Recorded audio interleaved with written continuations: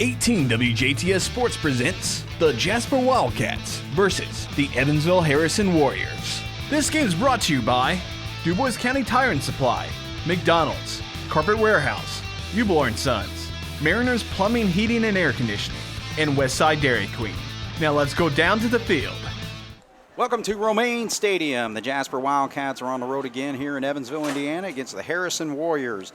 Wildcats, after their win last week against Evansville Memorial, stand at 1-0, and Harrison lost to Evansville Rights 31-7, and they are 0-1. Hello, everybody. I'm Craig Schneider along with Bob Welp and Jeremy Markos on the video. And Bob, again, we're taking on a Harrison team.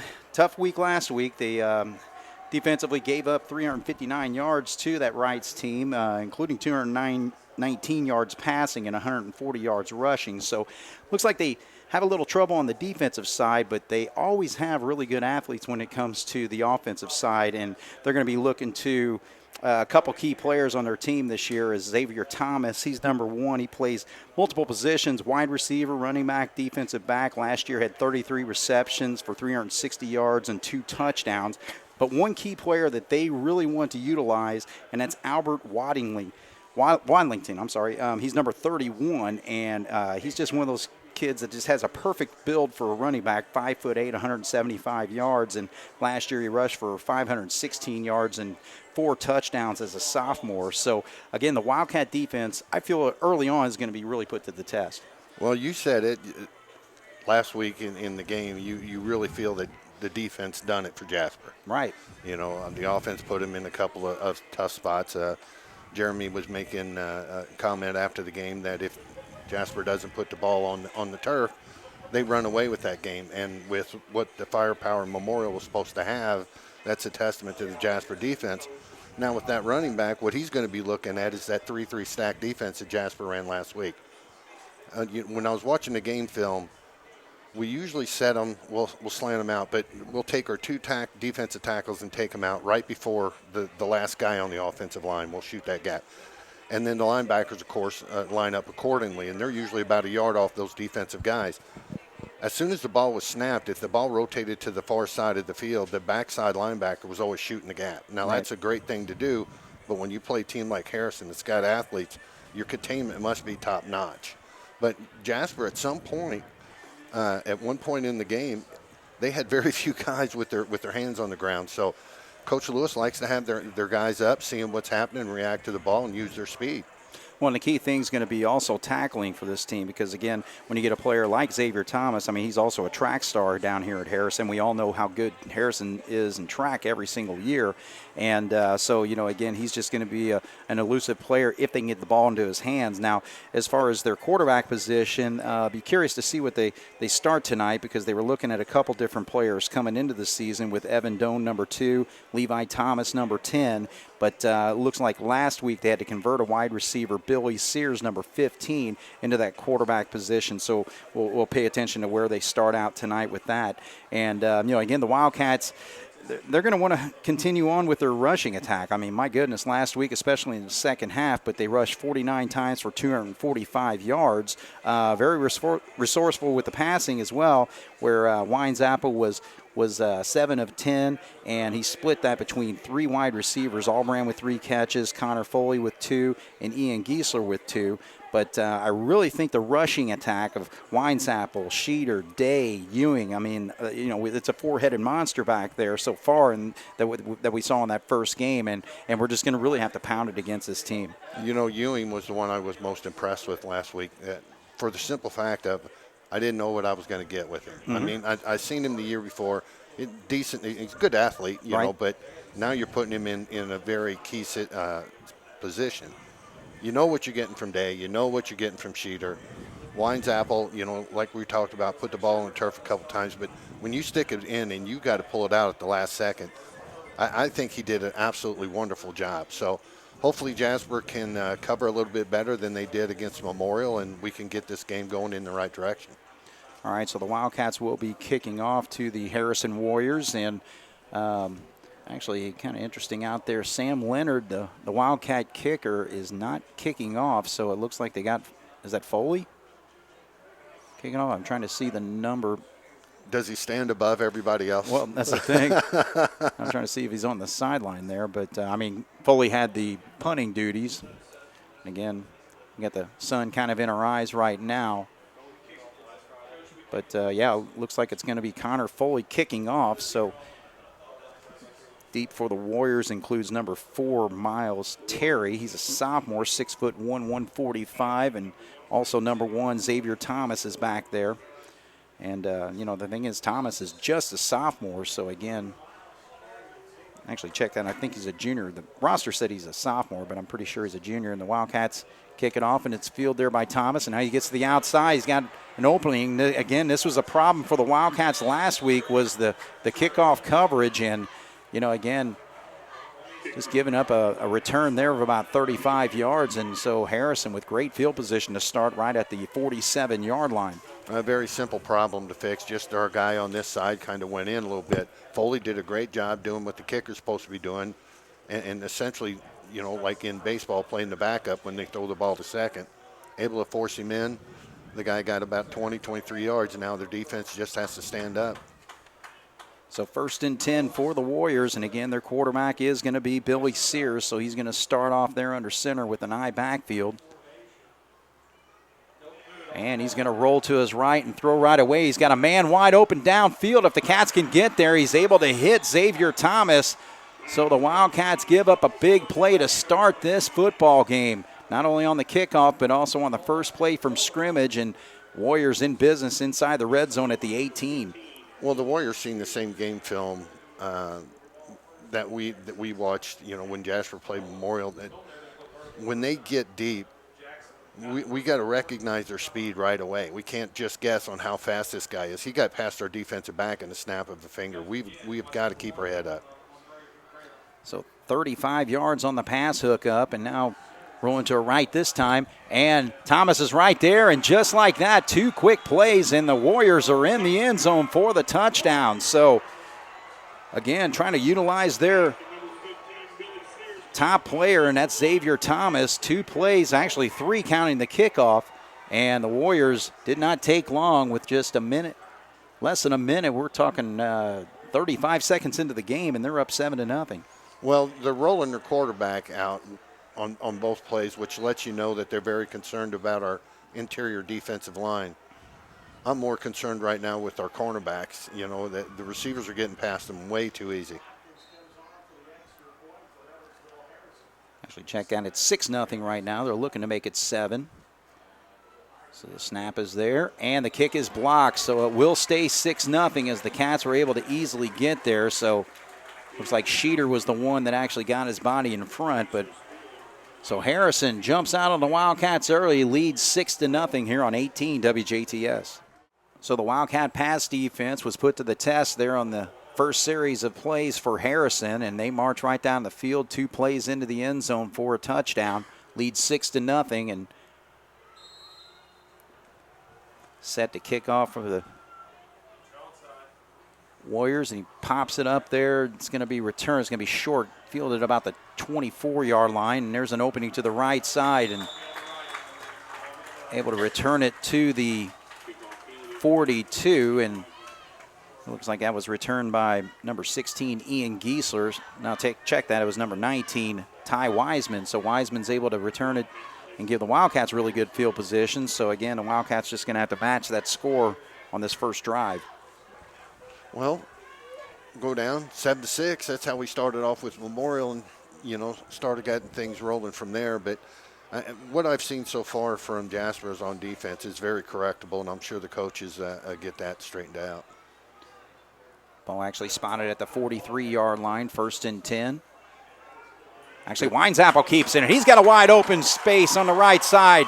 And it looks like Xavier Thomas is going to have to be the one to bring him down, but not before he is actually close to the end zone. He went down at the 1-yard line as we're going to spot this. So Winesapple, just like that, first play from scrimmage, fools the Harrison defense, and now the Cats are ready to put it into the end zone, actually spotting at the 2.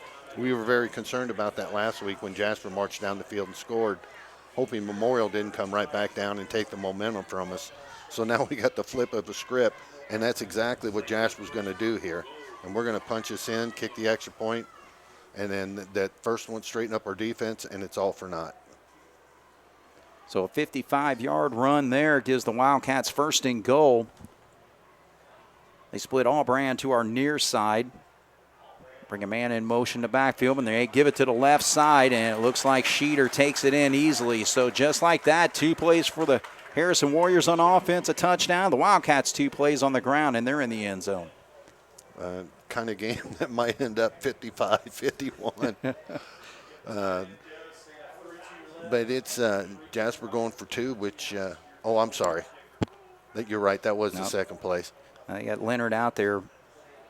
So it's not an injury situation why they kicked off with Foley as opposed to Leonard, but he's out there to kick the extra point. Good snap, down. Leonard puts it right through. So Jasper gets the extra point, and that's the difference in this football game so far. Jasper 7, Warriors 6 here on 18 WJTS. All right, so the Wildcats set to kick off to the Warriors, 7-6. We have not even played a minute and 15 of this football game, and there's a nice kick all the way to the end zone. So got a good boot there, and again, that's the best way to prevent a return is just to put it right there into the end zone. So the Warriors now will have to start 80 yards away from the end zone. First and 10 from they'll spot it right there at the 20. Well, I've seen the defensive back coaches really get on our guys a little bit out there to be seeing if it's trying to get them guys to change their attitude a little bit, or if they're going to actually switch their positions around a little bit, maybe move them back 2 yards. All right, so Billy Sears this time under center.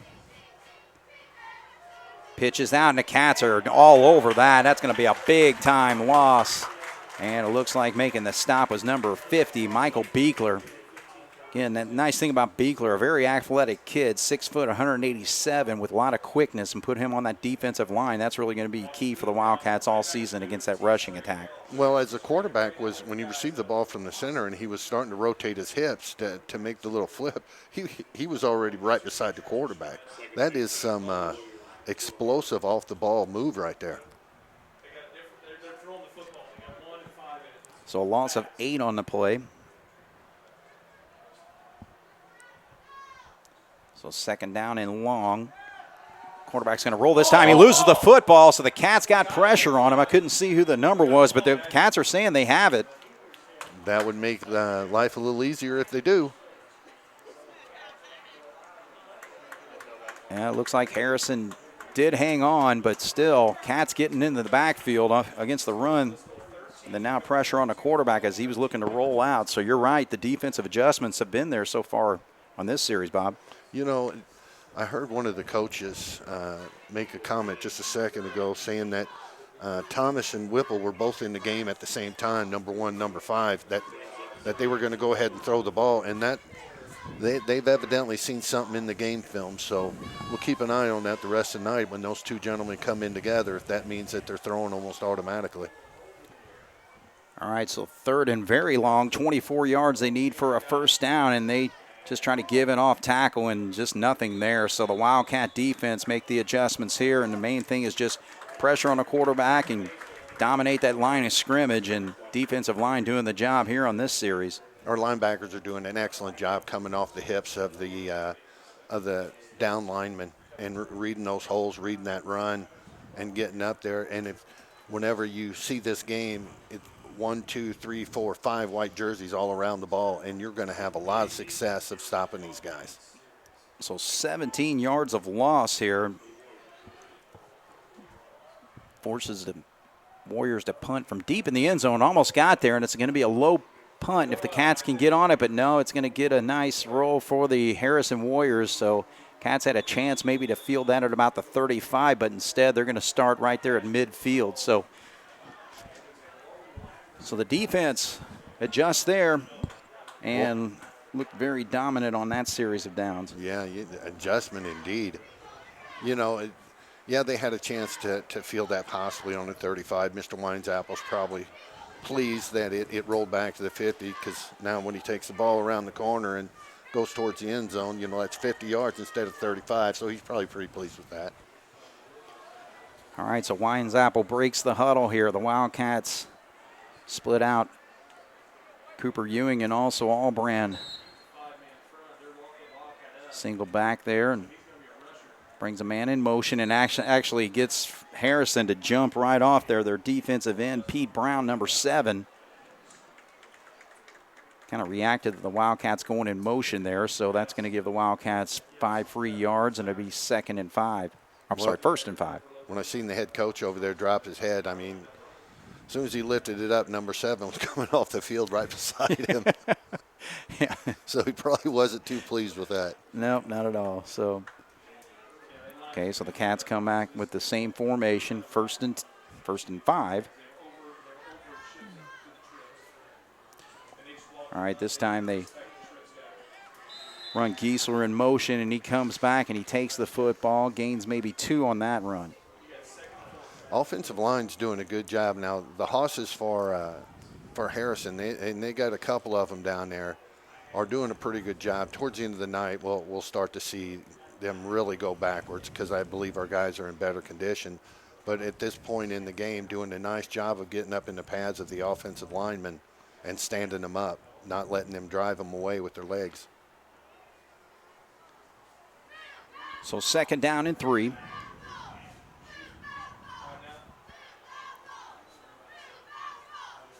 Winesapple drops back. He's got a man if he can get it there, and he hauls it in. Good play. And it looks like he was able to find Giesler there. And Giesler is close to the 20-yard line, maybe just short right there at the 21. Nice job by Winesapple to get his foot planted quickly. They had a little bit of pressure coming from the outside. And that was a heck of a catch because he had to turn his body sideways and almost shuffle step when he launched himself in the air to pull that in. And he did what all receivers are supposed to do. Ball hits the hands, you watch it come in, tuck it away, and take the positive gain. So a 23-yard hookup gives the Wildcats 1st and 10 from the 21-yard line. 3 wide receivers split, including Foley to the far side. Giesler comes in motion, but they give it to the fullback, and not much there. Cats gain maybe 2 on the play. And it looks like, was that Schneider or Day who ran that football? As soon as I tell you one, you know it's going to be the other. Right. So I'll let you do what you need to do. Yeah, we're actually over here in the visitors' press box, and they got a screen kind of over the window here, so I'm kind of having to peek around the corner to be able to at least kind of eye some numbers here. Albrand, well, this the man split out. Be a good spot for Foley. They are crowding that line. Give to the left side. Actually, that is Day, and Day gets a little bit of cut back there on that run. And see where they spot the football. He's going to be short as he's going to be at the 14-yard line. So pick up about 6 on that run. Especially later in the game, I really like our chances when we get to the linebackers. When our offensive line does a nice job to where the first guy making contact with the running backs is the linebackers. Their linebackers are not big at all. And Day and Schneider, I mean, they're going to put a punishment on those guys. Right. All right, so from the 14, Cats need to get to the 10 or to the 11 for a 1st down, so about 3 yards. Now he's rolling to his left, dumps it out there. Should have, oh man, he had Ewing in the flat, but he looked for the taller receiver in Foley and just overthrows him there. So it's going to force a 4th down situation here for the Cats. They'll obviously go for it as Day comes back into the huddle. So you got Day and Schneider in the backfield right now, needing 3 yards. When Winesapple got about 4 yards out of the pocket, it really looked like he wanted to tuck that ball and go. And Harrison did a nice job of coming out a little bit further out towards the hash marks where he was and came up and made him get out. Now, throwing the ball over Foley is quite a feat, but Coach Lewis, no doubt, was this 2-down territory or 4-down territory. 3 backs in the backfield here. Actually give it to the first man through. No, he tries to pitch it out, and Cats are not going to get that. I thought he gave it to the first man through, but Winesapple kept it, trying to make a pitch there, and big loss for the Wildcats on that play, and that's going to give Harrison the football instead up about, let's see, we were at the 14-yard line. They're going to have it at the 24, so that was a loss of 10 yards on that play. Yeah, the young man's got to know to eat the ball on that. Now, when he was spinning away, he was on the far side of the field. Who knows? Maybe it got poked out. But that's the way I kind of like it. I just don't pitch the ball when you're going down on the turf. So the Cats on their second possession had the ball inside the 20-yard line down to the 14-yard line. Can't get it in, so Harrison with the football at the 24. Try to chuck it out there, and it gets thrown away. Well, they better be very careful because when he did that, when he brought that ball out, if it's a half-yard back, that's a lateral. Right. But once again, that's an example of them trying to get him out into open space. You know, Thomas is evidently just the man for him, and they're trying to get the ball in his hands as much as they can. All right, stops the clock with 5:25 on left here in the first quarter. Jasper 7, Harrison 6. Just underway here at Romaine Stadium. Probably my favorite of all the Evansville stadiums down here. Yeah, this is really nice. Just right off the Lloyd Expressway here on the east side. 3 wide receivers split out here. So the Cats, he's got a man wide open, and it's going to be a big-time hookup into Wildcat territory. And trying to see the number who caught that football, but it took number 20 for the Wildcats to make the stop, Braylon Bear. But it looks like it was number 5, Garrett Whipple, hauling that in, and he gets it all the way to the Wildcat 46. Well, the defensive back just fell asleep on that one. You know, we'll call it what it is. We seen the post coming from the 7-yard mark. But, you know, he did bring him down. Now, if our defense can get a little stingy, that'll go for naught. So a 30-yard hook up there. Brought pressure. Got him. There we go.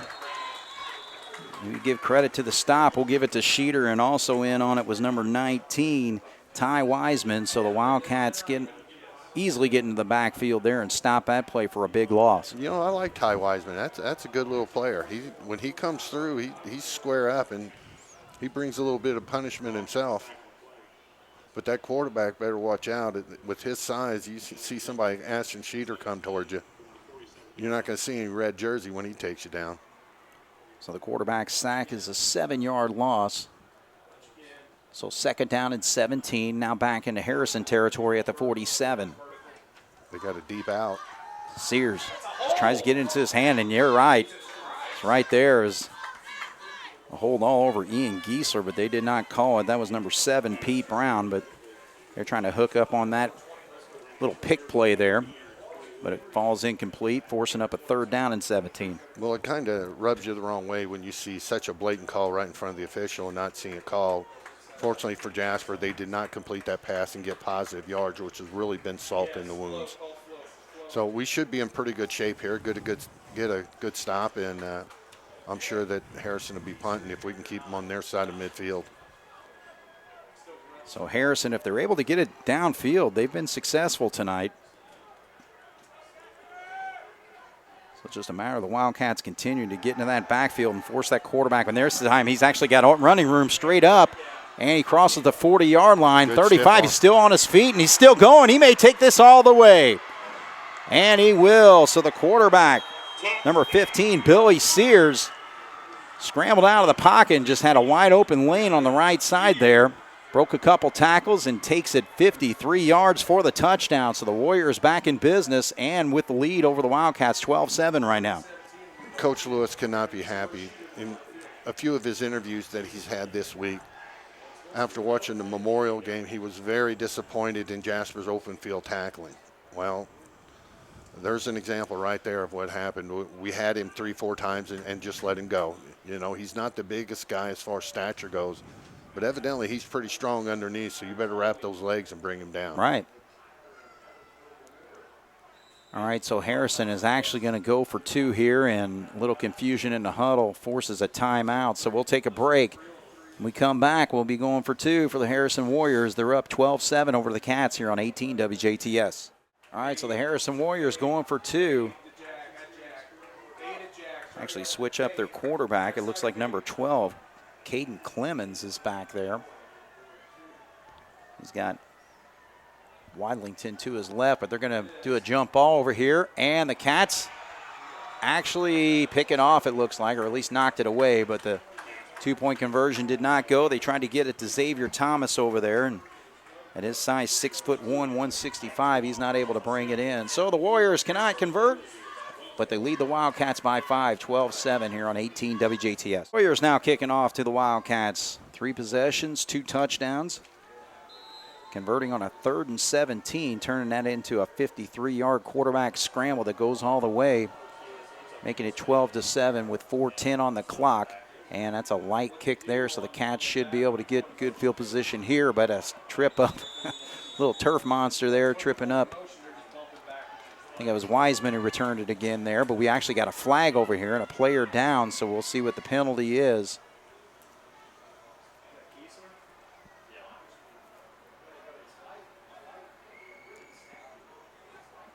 Yeah, it looks like is that Ian Giesler that's coming off the field, so Giesler, key player for the Wildcats offensively and defensively. He's going to have to come off the field, but that's actually a penalty against the Wildcats. It's even going to push it back further. So we'll move it back from the 33. I would say that personal foul call was the second guy probably got a good push in the back or something like that. Didn't like it, turned around. Second guy always gets caught. It's just an opportunity, though, with the penalty that Jasper can run it up and get a few more yards in their stat book after we get done pushing it in the end zone. They got to come out focused. So that's going to move the football to the 19-yard line. So 1st and 10 for the Wildcats from there.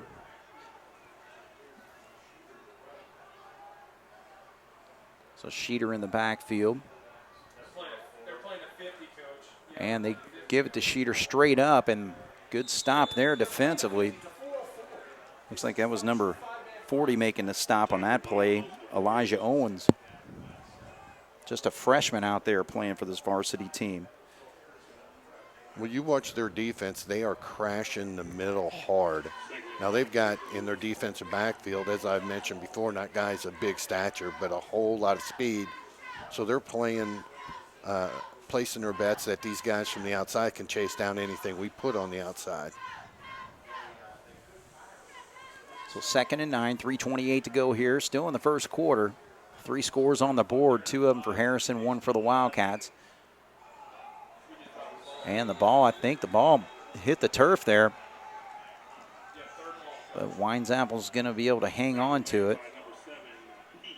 So maybe a gain of a yard on the play. So now 3rd and 8. Well, the one thing that I've seen is really the other major thing Coach Lewis was worried about this week, and that was complacency. He has mentioned on more than one occasions about people patting him on the back, telling him how wonderful they were last week. So, well, they've got a while to change this, but right now Harrison's got all the momentum. So Weinzappel's going to roll to his left. Passes it out here. And he completes it to Cooper Ewing, so that's a big play there. It's going to be a 1st down. Wildcats able to get it to the 34-yard lines. We're going to spot that, so I'll pick up a 13 on that 3rd down play. Excellent job, excellent call. They took Foley on that play design and took him deep, and we all know how much attention he gets. I guess they threw a flag, but they went ahead and picked it up. But with all the attention that he gets, you go ahead and you'll get a couple of guys running with you. Then you bring Ewing from the inside and bring him to the outside. And Weinzappel did a really nice job on the run of putting the ball right in the numbers. So a 3rd down conversion, 3rd and 8 the Wildcats face there. Now it's 1st and 10 as we come up with 2 minutes to go here in the first quarter. Cats trailing 12-7 early on in this football game. Catch from the 34, and Weinzappel's going to wind around to the outside, and that's a high tackle brought down by his helmet is Xavier Thomas. But he's able to get out of bounds there, and they're going to spot this at about the 38-yard line. Pick up a 5. You know, it's funny how time changes things. If you just even go back a couple of years, any tackle that high was the horse collar, and getting up around the head, that flag came out pretty easy. But it seems like it's not that big a deal tonight. All All right, so 2nd down and 6 from the 38-yard line.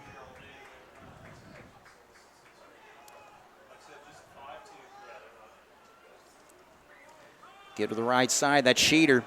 Schneider drags the defender across midfield there, and he gets that one all the way to the Harrison 47. Well, if there was any question on how far the Jasper jerseys will stretch, you should have figured it out on that one. That Harrison Warrior was on his back and holding on for dear life. So 15 yards on that rumble gives the Wildcats 1st and 10. Minute 36 to go here in the first quarter.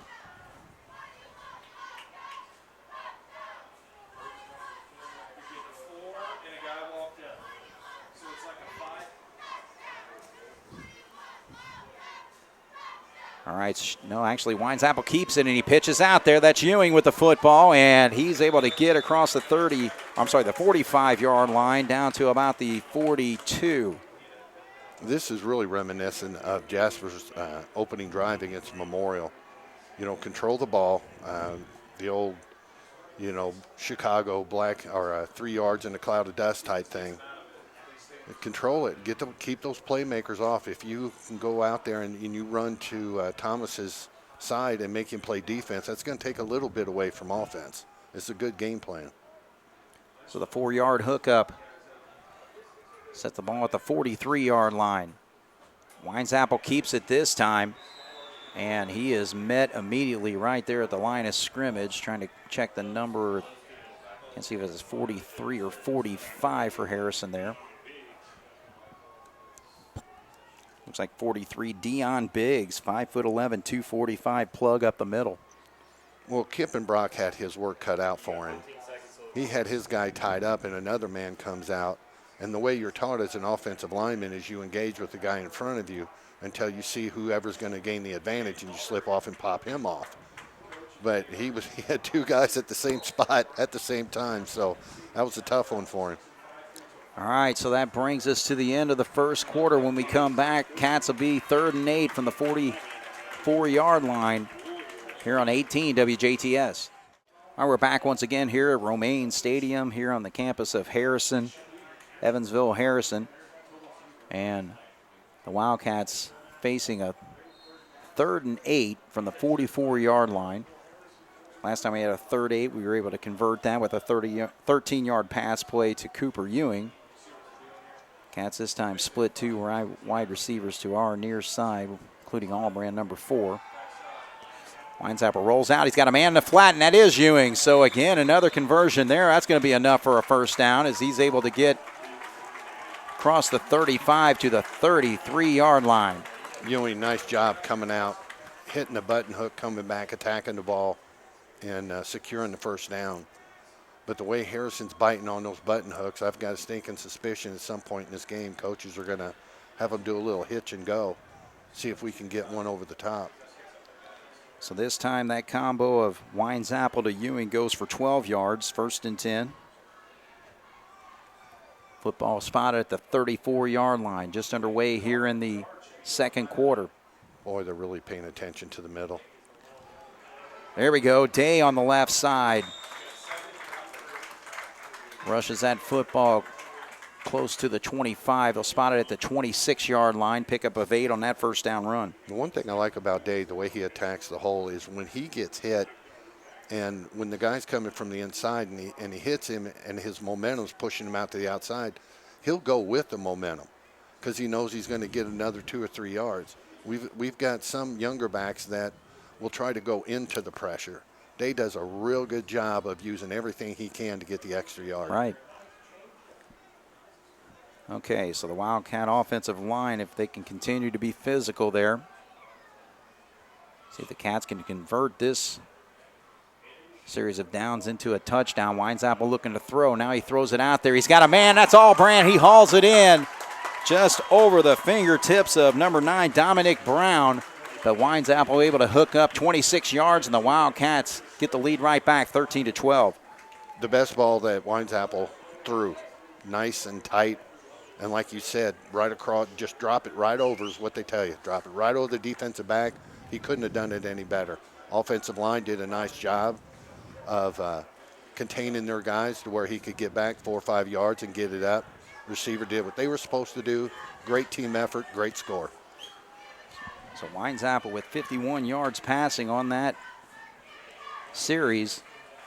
And the kick is straight through. So Jasper 14, Harrison 12 with 10:19 to go here in the second quarter here on 18 WJTS. Zappa with a 13-yard pass play to Cooper Ewing, another 12-yard to Ewing. Both of those on 3rd and 8 situations convert to first down, and then the next play, after an 8-yard run, 26-yard pass to Allbrand, gives the Wildcats a 2-point lead as Foley is set to kick off. They moved Thomas to this side of the hash and moved him back about 3 yards. And it doesn't matter. Oh, still gets, well, he's actually over the shoulder catch there inside the 5. Now Thomas, boy, head of steam, but man, what a pop. What a pop. I think that was Wildcats. Did I get that? No, I'll take that back. That was number 82 putting a pop on there. That is Carmel Williams, 6'3", 170 pounds, but man, having fun on special teams there. He came out of nowhere on that. Of course, being number 82, you know that Andy Holzman's probably sitting there going, hey, that was my old number. Nobody remembers that except for you. Hey. And me. All right, 10-11 to go here. Harrison with the football at the 21.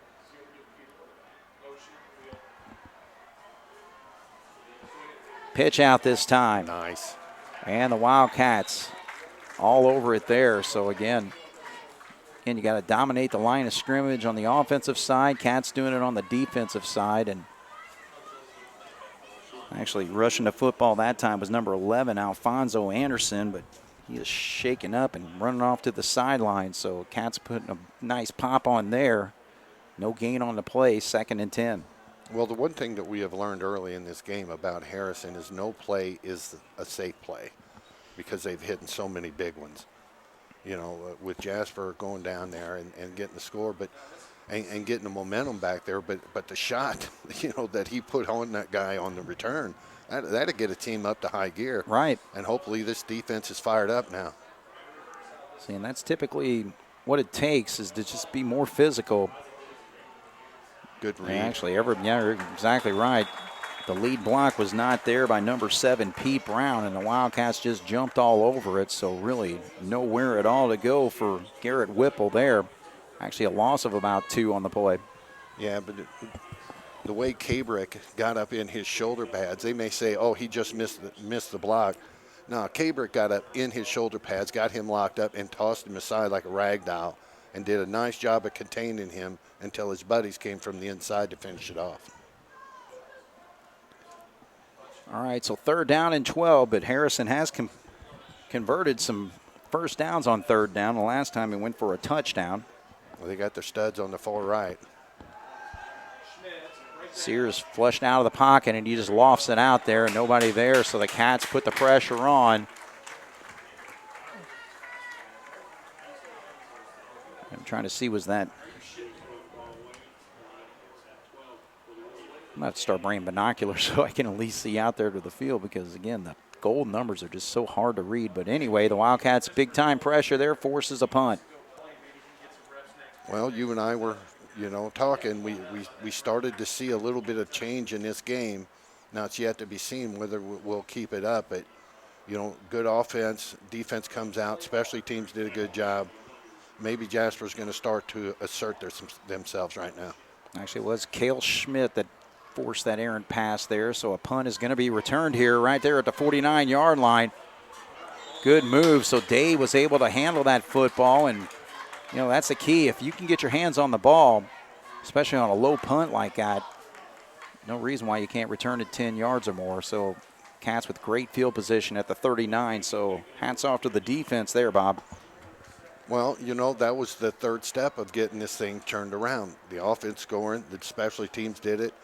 The defense, which hasn't really done a whole lot to this point. In fact, it looks totally different than the defense that we've seen last week.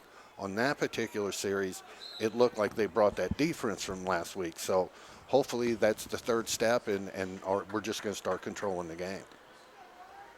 All right, so the Wildcats will split out 3 receivers, including Foley to our near side here. Cooper, and split out wide is Allbrand.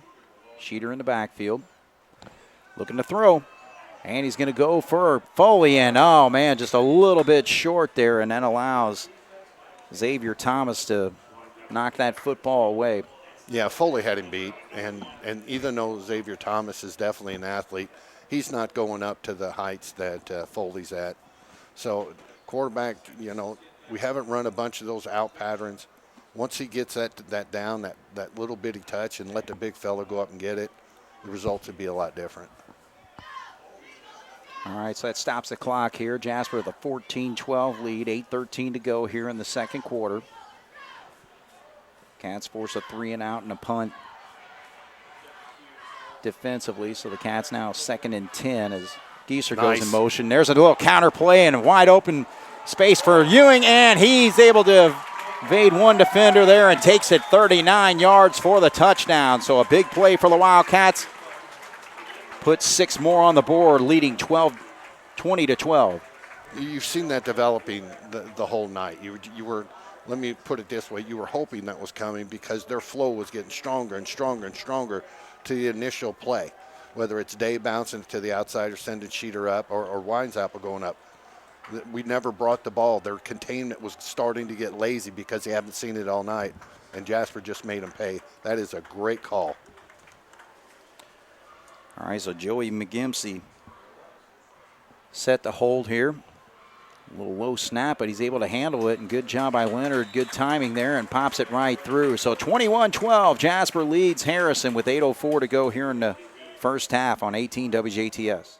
Foley tees it up there, and again, Harrison just wants that ball into Xavier Thomas's hands, but the last time, man, he took a pop for number 82, Carmel Williams. So we'll see if the Cats can have a good coverage here. He's going to return it from the 5, so it's Xavier with it. Tries to cut across field. Cats have the angle, but he's able to get away if he can cut the corner there, and not able to, so he's going to return that football to about the 23-yard line. That was a play that looked kind of scary there for a moment once he kind of got to the sideline, but he took a pop to this over there, and he's still down over there on the Harrison sideline. Well, late third quarter, early fourth quarter, that's when those things really, it's difficult to get up after the pounding he's taken. But, you know, he made something out of nothing there by getting him in open field. And we know that if our guys are too far deep, if you got to plant your foot and try to go back to catch him, you're just not going to do it.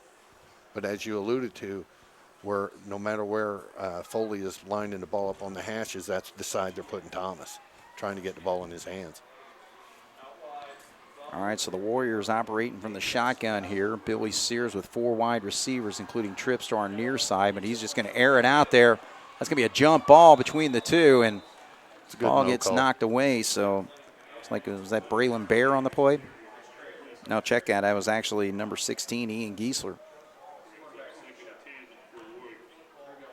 But that's a nice job of Jasper battling and the referee doing a good job not throwing it. Usually when you're on the road, you get that thrown against you. But, you know, they were both fighting for the ball. Nobody gained an advantage, so you keep the kerchief in your pocket, which is exactly what happened there. That was good coverage. So the incomplete pass stops the ball at 7:52. 2nd down and 10 from the 23. And it looks like back onto the field is Xavier Thomas, number 1, split to the far side. We've got a flag down here in the back.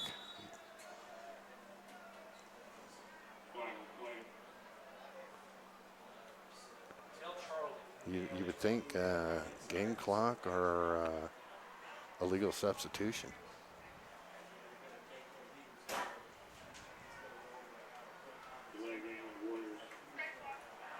All right, so a delay a game on the Warriors is going to push it back 5. So set up a 2nd and 15.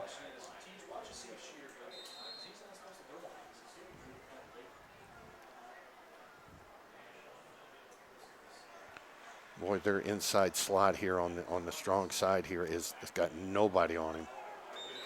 They try to give it to the fullback straight up there, so just no running room whatsoever for Wadlington, number 31. So that's going to set up a 3rd and long. No gain on the play. Defense not doing anything fancy. Got back to the old philosophy of teamwork. A lot of good gang tackling going on right now. You know, they get a stop here, and if Jasper fortunate enough to put it in again, it could change the whole evening for the red and black.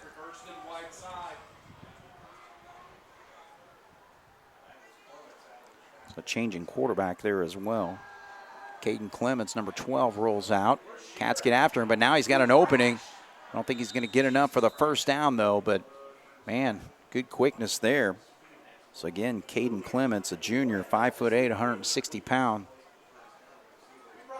Quarterback was able to rush that to the 27-yard line. But, again, not enough for the first down. Is going to force Harrison to punt the football. Well, Jasper brought their linebackers from the outside, crashed them down.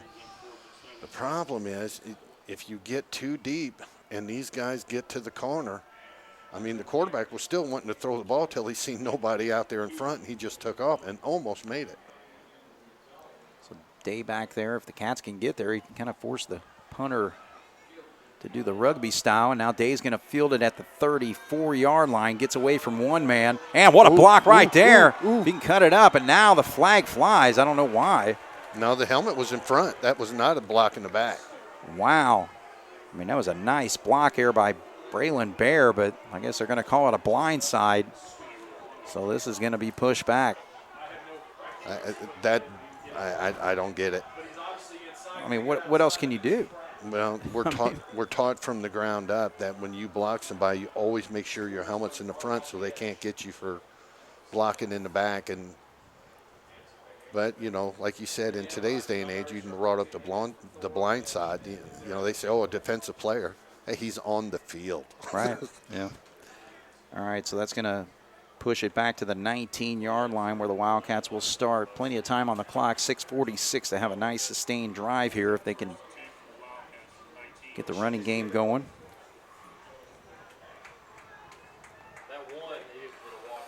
All right, so 1st and 10 here. Ewing and Allbrand split out. Frank Giesler in motion, but they give it to the fullback. And straight up close to the first down yardage there. So nice run by Day. You know, even though they've had similar success, it's funny how Schneider and Day, when they come through the line, how different they are. Schneider just drive you in the ground, and Day's so good at moving his hips and getting his feet underneath him and making cuts. It's really good to see a tandem like that. All right, so he's able to get the first down yardage needed. So 1st and 10 on the 10-yard run, 6:05 on the clock from the 29 now. Give again. Day with the rushing room on the right side, so the offensive line doing the trick there. This offensive line tonight, again with the center, Jackson Bauer, guards Gus Heichelbeck and Jacob Potts, tackles Michael Beekler and Mateo Hernandez, starting to kind of control that line of scrimmage for this offense. Well, as when the game started, we've always talked about the conditioning of Jasper. Harrison was having a lot of success stuffing us up the middle because they were able to get low. Well, when you get tired, one of the first things you want to do is kind of just stand up and get out of your stance. And then the offensive line is just getting into their numbers and driving them backwards. Schneider now in the backfield, the three-point stance, gets it to the left side. He's got room, and he is actually spun around there at about the 45-yard line. So a nice 9-yard run for the first down. Eat the clock, go down and score. We get the ball at the start of the second half. Things are going in the right direction for the black and gold. 4:49 on the clock, plenty of time. Ball spotted just past that 45-yard line. 1st and 10 for the Cats from there. Jasper with a 21-12 lead. Looking to pass. He's got a man wide open if he can get there, and just overthrows Giesler. But also it was a nice play there by Allbrand, but he was kind of looking to the right side. Allbrand cut on a post pattern there and was left wide open up the middle of the field as well. Yeah, Allbrand was gone. I mean, that was a really good read on his route. So the incompletion stops the clock at 4:27. Second down and 10 from the 45. It's one thing I like about Coach Lewis's play call. I mean, first down, the way we're running it, you think that's what we're doing. He's mixing it up nicely. All right, Winesapple now pitches out. He's got Ewing. Ewing absorbs the contact, but then gets knocked out of bounds, so that's going to stop the clock at 4:18. So plenty of time there, but it's going to be real close to that first down marker at the 45-yard line. See if they give it to him. And they do, so a 10-yard run, 1st and 10. Mr. Winesapple makes me nervous, you know, how late that he waits to pitch the ball. But you know what? He's nailing it. And if you can go that late and get it off like that, that's perfect. Yeah, he's actually got a really good connection whenever they run that option with Cooper Ewing. It's worked well so far in their first 2 football games this year. So 4:18 on the clock. Actually, they said just short, so 3rd and 1. There's a counter play, and that's actually Giesler, but I think he's going to get across there. Yes, he does get across the 45 to the 44-yard line, so gets the 1 yard needed, 1st and 10. Boy, you know, from looking at it from our vantage point, you just start to see things develop. And if our offensive lineman, gosh, dogs, it just a few split seconds more, if he could have held his block, he would have got to the sidelines, and that would have been a big, big play. Clock running, 3:44. Ball rests at the 44-yard line in Harrison territory here. 3 men split out for the Cats. He's got Schneider in the backfield, and he gives it to Schneider. That was one where Winesapple, I think he pulls back because they just bid on that rush up the middle, and they easily stop it. But Winesapple had an opening to the right side, but he picks up a couple yards there. 2nd down and 8, 3:18 on the clock. You know, with their big hosses in the middle, they're either going to get you right there or they're not going to get you. They're not chasing you down anywhere. Both of them went and crashed into the middle at that. And, of course, if you hit the slant of the defense, your play's going nowhere. This time just all over it. Nice job defensively there. Dion Biggs, number 43, actually knocks the quarterback for a loss there. Loss of 3 on the play. Well, one would think that this may change the coaching philosophy a little bit, being that we've actually went backwards. You know, now it's more of, hey, let's we know they're a big play team, but let's take as much, you know, time that we can off this clock. All right, so the Cats facing a 3rd and long here, 3rd and 11. Ball at the 45-yard line, 2:17 on the clock. Cats been able to convert a few 3rd downs so far tonight, but this is a key one here. What a setup. They run a throwback and a nice block here, and there goes Foley. He's left all alone. What a beautiful block. And Foley's going to take it all the way, 46 yards for the touchdown. Huge play there as they set up a little bit of a pick. He completed out there in a nice, I couldn't see who made the block there. But man, Foley took it in from there, an easy pitch and catch play that goes for another 6 points on the board. Well, that's one of the big mistakes when people play against Foley. They see his size, they see his power, and all those things. But he's got better speed than most people give him credit for. Nice job of getting down there, and Harrison's caught us a couple of times deep, but not that time. All right, so the snap is there, the kick is up, and another extra point is through. So Jasper puts 4 touchdowns on the board here. 2 minutes to go, just inside of 2 minutes. They lead 28-17 over the Warriors here on 18 WJTS. So the Wildcats used the tackle to pull him out there to make that block. It opened up that play, and just easily 46 yards for Connor Foley to take it to the house there. 28-12, minute 59 on the clock. I don't think people realize how difficult a play that is for the tackle to get out there that fast. because Weinzappel's got to get the ball out there in a hurry. Nice job. All right, so squib kick this time, and it continues to roll, but it does go out of bounds. So just went out of bounds right there at the 5. So Harrison will get the football at the 35 instead of the 20, instead of kicking it all the way to the end zone. But yeah, Michael Beekler, what a pop he put out there to set up Foley with a wide open pitch and catch from the quarterback, Weinzappel. Well, not only just, I mean, his timing was so incredible. And like you said, your timing doesn't matter if you can't finish. And he definitely finished. And then the big fella took it to the house.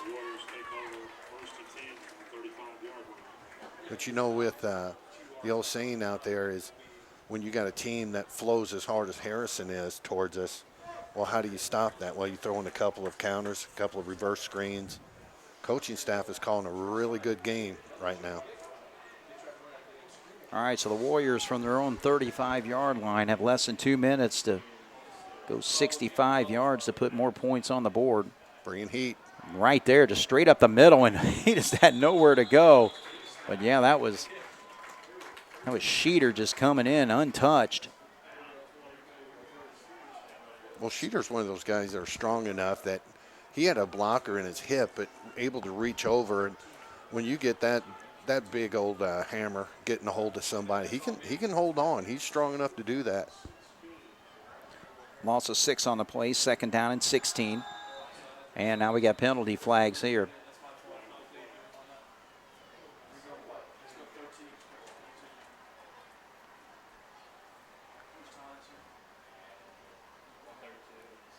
All right, so this one's going to go against the Warriors. So it looked like an illegal shift or something there. So pushes it back. Now Warriors way back, 2nd and 21 from the 29-yard line. Check that note from the 24. Warriors playing right into Jasper's hands if these passes are incomplete. Low snap. Sears in big time trouble here and just finishing off. Getting back there is that Wiseman, it looks like.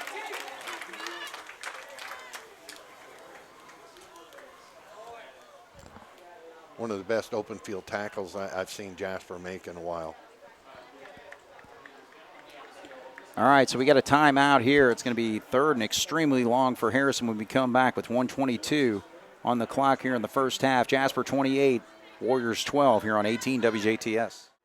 All right, so the Warriors come back onto the field after the timeout there. 1:22 to go. 3rd and 30 is what they're facing from the 15-yard line. Well, I know they're down, but I just throwing the ball here and an incomplete of any sort is just, that's what they're doing. All right, so Sears flushed out of the pocket. He tries to chuck it out there, and they said he caught the football. So, again, trying to hit his weapon, Xavier Thomas, but pass was low there, and it's going to be spotted right at the 30-yard line. So, pick up a 15 on the play, but they needed 30. So, this time, I assume the Cats are calling this timeout with 52 seconds. Because, again, Harrison's going to have to punt the football. And nobody called timeout. Clock's still running. Yeah, the clock is running. Oh, there they go. No, you're correct. I think they're going to make an adjustment.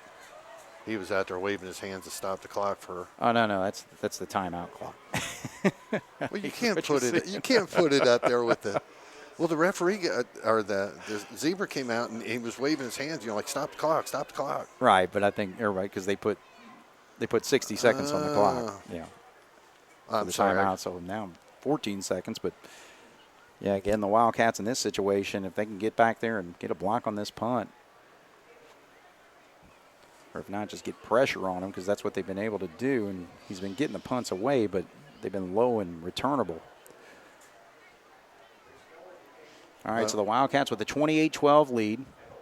The other thing you were talking about his punts not being, he got the good bounce on the one, but they've all been around his feet on the snaps, and we have gotten really close to blocking them. I'm wondering if the specialty teams coaches are going to say, hey, let's bring the house. I mean, heck, why not? You're up 16, and we get the ball at the start of the second half. All right, so the Wildcats get their horses back out there. And I tell you what, especially on the Harrison left side, our right side, boy, they look really light as far as the size of the players out there on this punt team. And, boy, if you get Schneider plowing right through there. Well, they're coming up, too.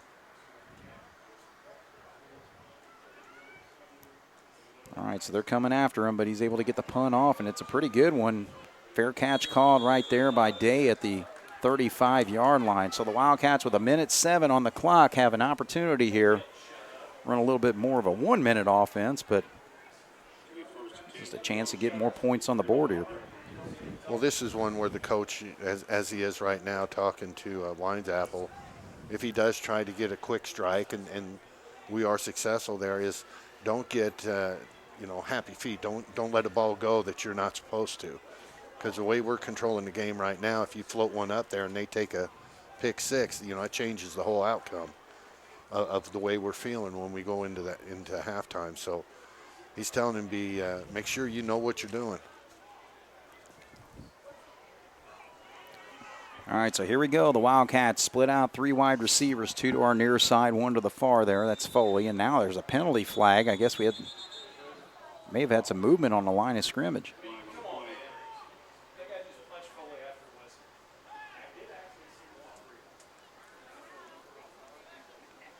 See what the call is. Actually, it's going to go against the Warriors offside. No, they're calling on against Wildcats. Okay, so I was saying the Wild. Oh, it's against. All right. Yeah, who's it against? Because he's walking the other way. Wow. Okay. All right, the line judge went 5 yards forward.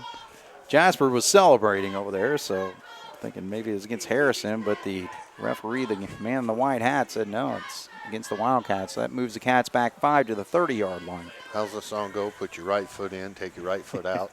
Playing a little hokey pokey. All right, so we'll do it again. Same formation for the Cats. Single back is Day back there.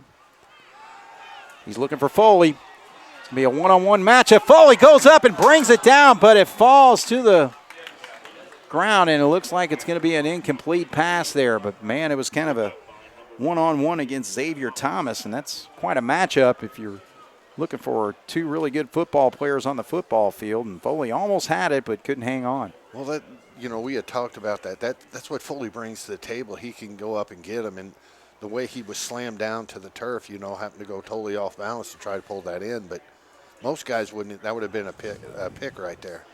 But Foley did a nice job of going up and taking it away, just unfortunately couldn't finish it.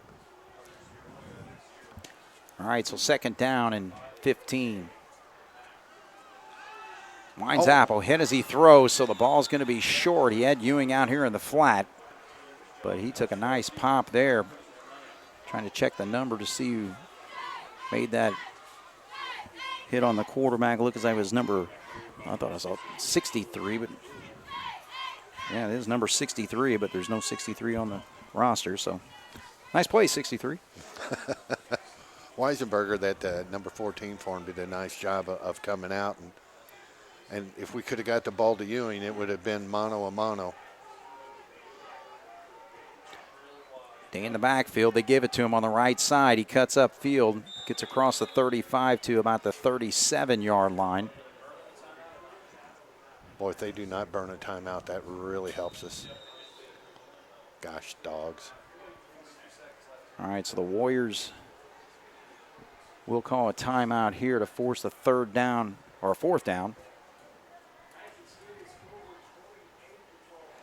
All right, so we'll take a quick break here. 28-12, Jasper leads with 43 seconds to go here in the first half on 18 WJTS.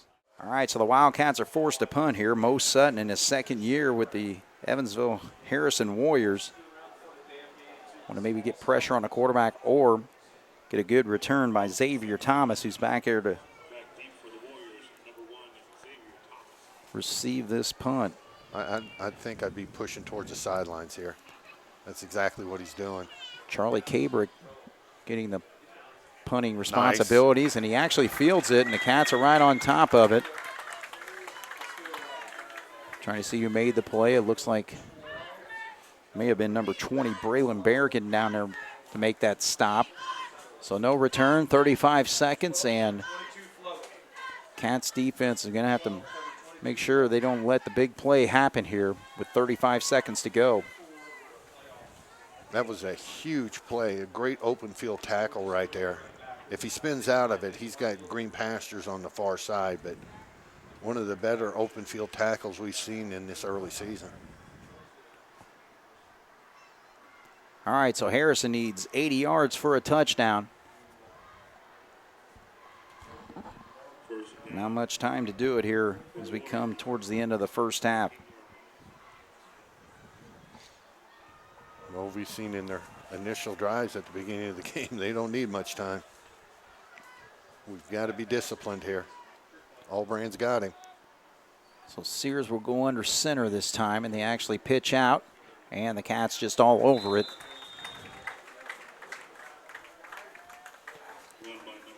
And it looks like Schneider making the play there. He's able to run down number 11, Alfonso Anderson. So the clock will continue to run, 18 seconds, see if they just let it run out. Coach, go fence, or go fence. I would think so. All right, so the Wildcats are going to go into the halftime break here with a 28-12 lead over the Harrison Warriors. So, Bob, what are your thoughts on that first half? A little shaky. I think maybe some guys at the beginning were not hearing the coach's words, you know, always be ready. I mean, from the dawn of time when you're coaching, the first thing you tell the kids, kickoff, you've got to be ready, very first play. And it took Jasper a little bit to get their feet underneath them, but when they did, I mean, last quarter and a half, they've controlled this game. Right. Well, and it did start a little shaky there for the Wildcats. 35-yard pass play and then an 18-yard touchdown play quickly put Harrison on top, 6-0, and then the Wildcats came back.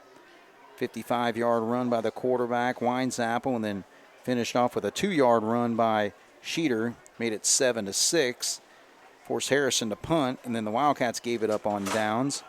Of course, Harrison came back with a 30-yard pass play, and then a kind of stop on the quarterback, but then on a 3rd and 17, Sears was able to scramble away and take it 53 yards for their second score, and they led 12-7 at that point. But then the Wildcats were able to come right back, take the lead 14-12, and they've had the lead since, putting 2 more scores on the board to put us at this 28-12 halftime break. So we'll take a break. Wildcats leading the Harrison Warriors here on 18 WJTS. We're at halftime here at Romaine Stadium. The Jasper Wildcats lead the Harrison Warriors 28-12 right now. And we'll take a look at some of the numbers brought to you with pride by Matt and Dave Messmer. They do an outstanding job of giving us these stats every football game. First of all, for the Wildcats, 11 first downs to 4 for the Harrison Warriors. 22 rushes for 170 yards. 117 yards in the air on 5 of 10 passing by Will Winesapple. And Winesapple actually leads the Wildcats in rushing as well with 56 yards on 5 carries. Ewing 3 carries for 52 yards. Isaac Day 42 yards. And Ashton Schneider with a strong 7-yard average for his 28 yards on the night. Winesapple has completed his passes to Cooper Ewing, 2 catches for 23 yards. Connor Foley caught a 45-yard touchdown. And Jack Allbrand, 26 yards on his reception. And Ian Gieser also has a reception for 23 yards. And, you know, again, 287 yards of offense against Harrison's 115 yards. And, you know, the key thing here is that Harrison, who is also a team that really wants to establish some sort of running game, but it seemed like they just kind of disappeared from that early on with just 11 carries for 19 yards tonight.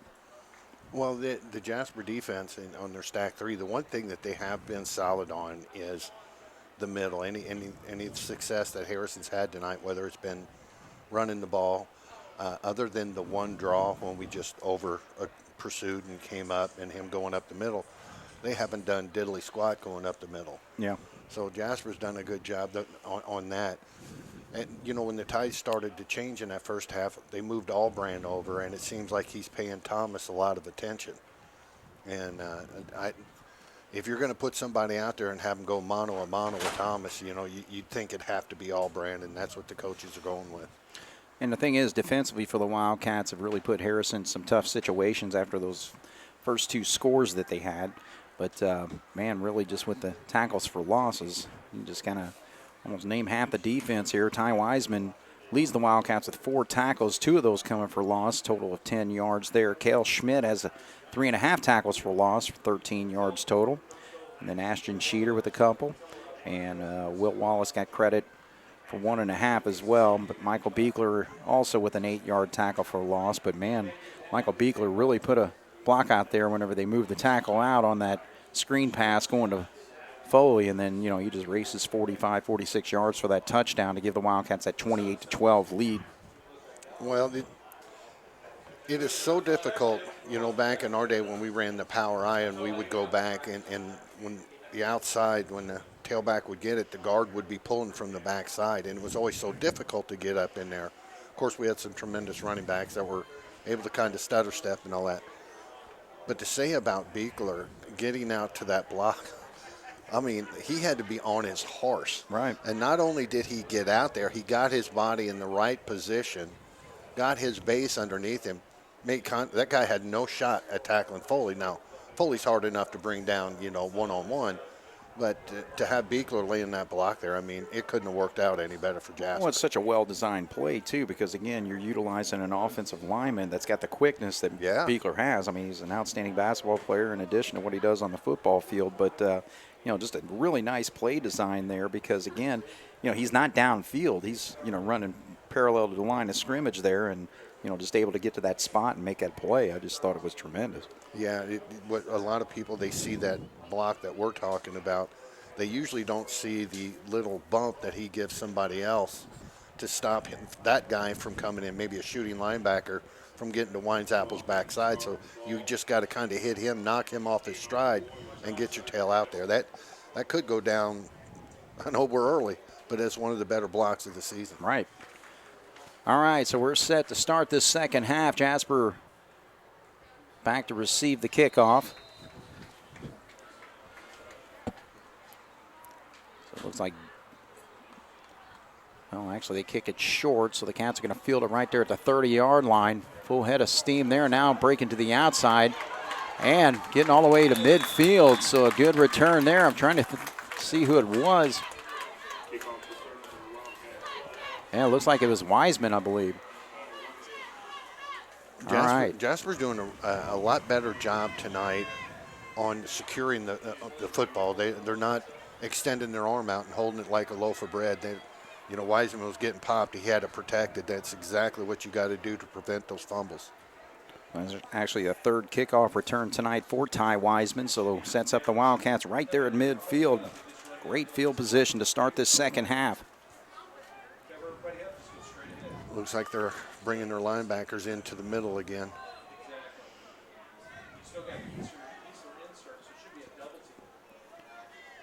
So they give it straight up to the fullback. He's able to rush for a couple yards there. Looks like Schneider going up in there. Yeah, so Schneider gets the carry. So 2nd down and 8. Jasper leads 28-12 here, start of the second half. Jasper did the pass to Foley, the misdirection, and the counter coming up, and they've been successful in both those. I wonder if they'll try to go back to the well here shortly.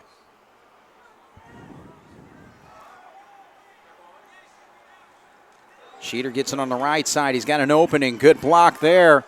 Sets him up, and that was Albrand, I believe. No, actually, check that. That was Cooper Ewing put a nice block here to open up that outside. And he's able to get easily first down yardage there all the way down to the 37-yard line. Well, when Schneider got to the outside, Aaron Finnott came up for number 33 for Harrison. And it's really the result you see quite a bit. He hit Schneider. He went flying. Schneider kept going. All right, so 11 yards to the 37-yard line. 1st and 10 for the Cats there. Weinzappel hangs on. He's got the options. He's just going to keep it right there. He's got a nice opening, so he'll pick up close to first down yardage, depending on where they spot it there. He goes out of bounds, looks like at the 28-yard line, so maybe a yard short. You know, even though this is Apple's second start of the season, and he didn't get a great deal of experience last year, his decision-making tonight is a lot quicker and a lot more definite tonight than what it was in that first ball game. And you keep improving like that towards the end of the season, you really got something special. So 2nd down and 2 for the Wildcats. Day in the backfield. And they give it to him on the right side. There's plenty of room. Spins away from the 20 and goes all the way down to the 15-yard line. So a pickup of 13 on that 2nd down run. Even though it's kind of expected, every time Day touches the ball, he does something to kind of make me just shake my head and smile a little bit. That little dip to the inside, and then the guy hitting him, and all running backs are taught spin with the motion of the defender and get another 4 yards. I mean, that is huge when you're trying to eat the clock and put the game away. So they spotted at the 14-yard line, so we'll give them 14 yards on that run. 1st and 10 for the Cats. Opening drive of the second half. Wildcats caught from behind this time. And taking him down there is number 58, Elijah Brinkley. Well, the way we're moving the ball, as long as we don't get 2 or 3, 4 of those in a row through a possession of the ball, I'm okay with that, because you're going to hit the slant every once in a while that the defense is coming into you. But once again, nice job going down to the turf, making sure the ball was protected. So a loss of 1 puts it back to the 15, actually just shy of the 15-yard line, but we'll call it 2nd and 11 from there. Schneider in the backfield. Now this time a little rollout. He's got the man. If he can get it to Foley, just drops it right in there. Foley hauls it in for the touchdown. So a 15-yard hookup on the bootleg play. And the tight end wide open over there. Nice touch there by the quarterback to put it right into his hands. So the Cats put 6 on the board.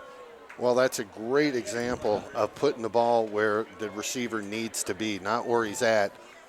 Because Harrison had that. If he's short on a couple of those rollouts tonight, if he's short on that one, that may be a pick 6 going the other way. But he said, I believe in you, big fella. Turn on the speed, go get it. And that's exactly what happened. So 2nd touchdown reception of the night by Foley. And the extra point popped right through. So Jasper takes less than 3 minutes, 9:17 on the clock, leads 35-12 here on 18 WJTS. So Connor Foley set to boot it and squibs it right on the field, and now it's going to go all the way. Oh, boy, this is a real tough situation for the Warriors now. And do they call a safety? No, that's what the players were wanting, but no, they actually stopped him. But, boy, could not handle it there, and eventually number 4, Miles Terry, was able to get his hands on it. But, boy, the Wildcats just took care of him right away, and so now Harrison in a real tough situation here from the 2-yard line. Well, Foley put a couple in the end zone tonight, and then he had that squib, the last one he did, and then he did this one again. Maybe the coach has seen it, something. Maybe it was 2 little coinkydinks there, but, boy, did they work out in Jasper's favor. Got a good chance for a safety here. All right, we'll see what the Wildcats can do defensively, putting pressure on them. See if we can see somebody like Jacob Potts or someone get back there. Michael Beekler, of course, on the defensive line as well. And we got a penalty flag, and this may be movement by Harrison, moving him back another yard. Yep, that is the case. So now they need 99 yards to go on this drive. Boy, this is really a funny game. You're talking early to midway in that second quarter. Jasper just changed this game, changed their attitude, and took the life out of Harrison. They're just going backwards. They're going to want to throw it, and he just chucks it out there looking for a man out in the flat, but boy, just heavy pressure put on the quarterback. Well, you know Jasper's doing a heck of a lot better job of the outside linebackers coming in and turning up speed, really making him belly wide a lot deeper than he wants to on those rollouts. He's still getting to the outside. We're going to have to drop up another 2 or 3 because if the receiver goes long, we've got nobody out there. And with their speed and their athletes, that could spell doom. Yeah, actually out there defensively is sophomore Carter Holsworth, number 8, putting the pressure on the quarterback on that play. So falls incomplete, 2nd down and 11. And Harrison operating from their own 1-yard line. Now they give it to the right side, not much room there, but he's able to get close to the 5-yard line. So gives him a little bit more breathing room, but not much. Still facing about a 3rd and 7. You know, that's one thing that really has impressed me with Coach Lewis is that he looks out on the field. He doesn't see juniors and seniors and sophomores. He sees athletes. And regardless of what grade level you're at, if you're an athlete and you can help the team, he'll give you a shot. Right.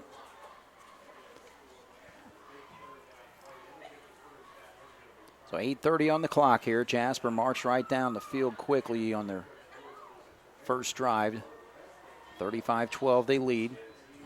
3rd quarter action here from Romaine Stadium in Evansville, Indiana. And give us to the left side and try to break away, but they almost had him push back into the backfield, but he makes a little spin move there to save face. But Harrison's going to have to punt from the end zone. Yeah, you're right. It was safety central, and he did do a good job of spinning out. I mean, he was fighting for his life just to get on the other side of the goal line. So the Wildcats defense, after the kickoff, started Harrison from the 2-yard line, now forcing him to punt here. So, and actually Day is waiting right there at the 29-yard high snap. Tough situation there, almost blocked there by Wiseman, but boy, what a punt he got off, my goodness. Man, oh man, all the way to the Wildcat 44-yard line.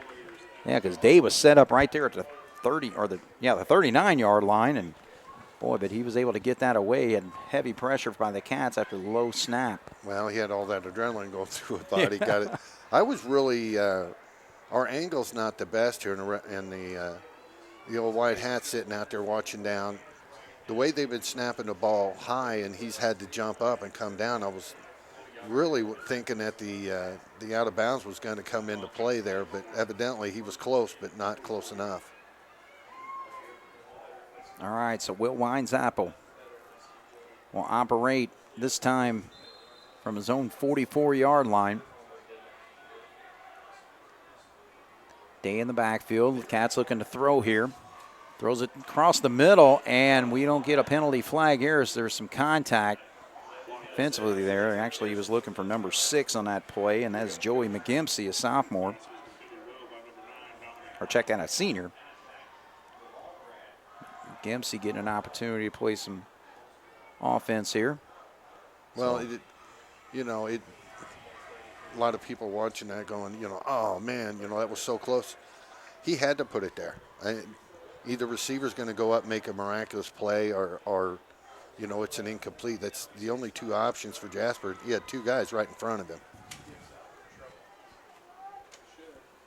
This time, Weinzappel keeps it. Met right there at the line of scrimmage. He kind of rolled a little deeper on that curl than he did on most of them, which gave their linebackers a little bit more of a chance to get to the outside and pull him down. All right, so pickup of about 3 on that play. We'll set up a 3rd and 7. The ball rests right there at the 47-yard line. You got to think Mr. Foley comes into play somewhere here. Quarterback keeps it, fumbles the football, and Harrison's going to pick it up right there. Number 55 bounces on it right away. And again, we don't have a 55 on the roster here, but regardless, Harrison comes up with the football. All right, so the Warriors make the defensive play they needed. Still trailing 35-12 in this football game, but gives Harrison a little bit more life out there. Well, you put the ball this far down on the other side of the field that, that really opens it up for the speed that they have. That right there was just one of those cases with Weinzappel. We had talked about how late he pitches, but his timing's been pretty decent. Well, not that time, but maybe the defense can come in and save the day. So Harrison in Jasper territory here at the 46-yard line, 1st and 10. Playing about 8 yards off Thomas. A little confusion there.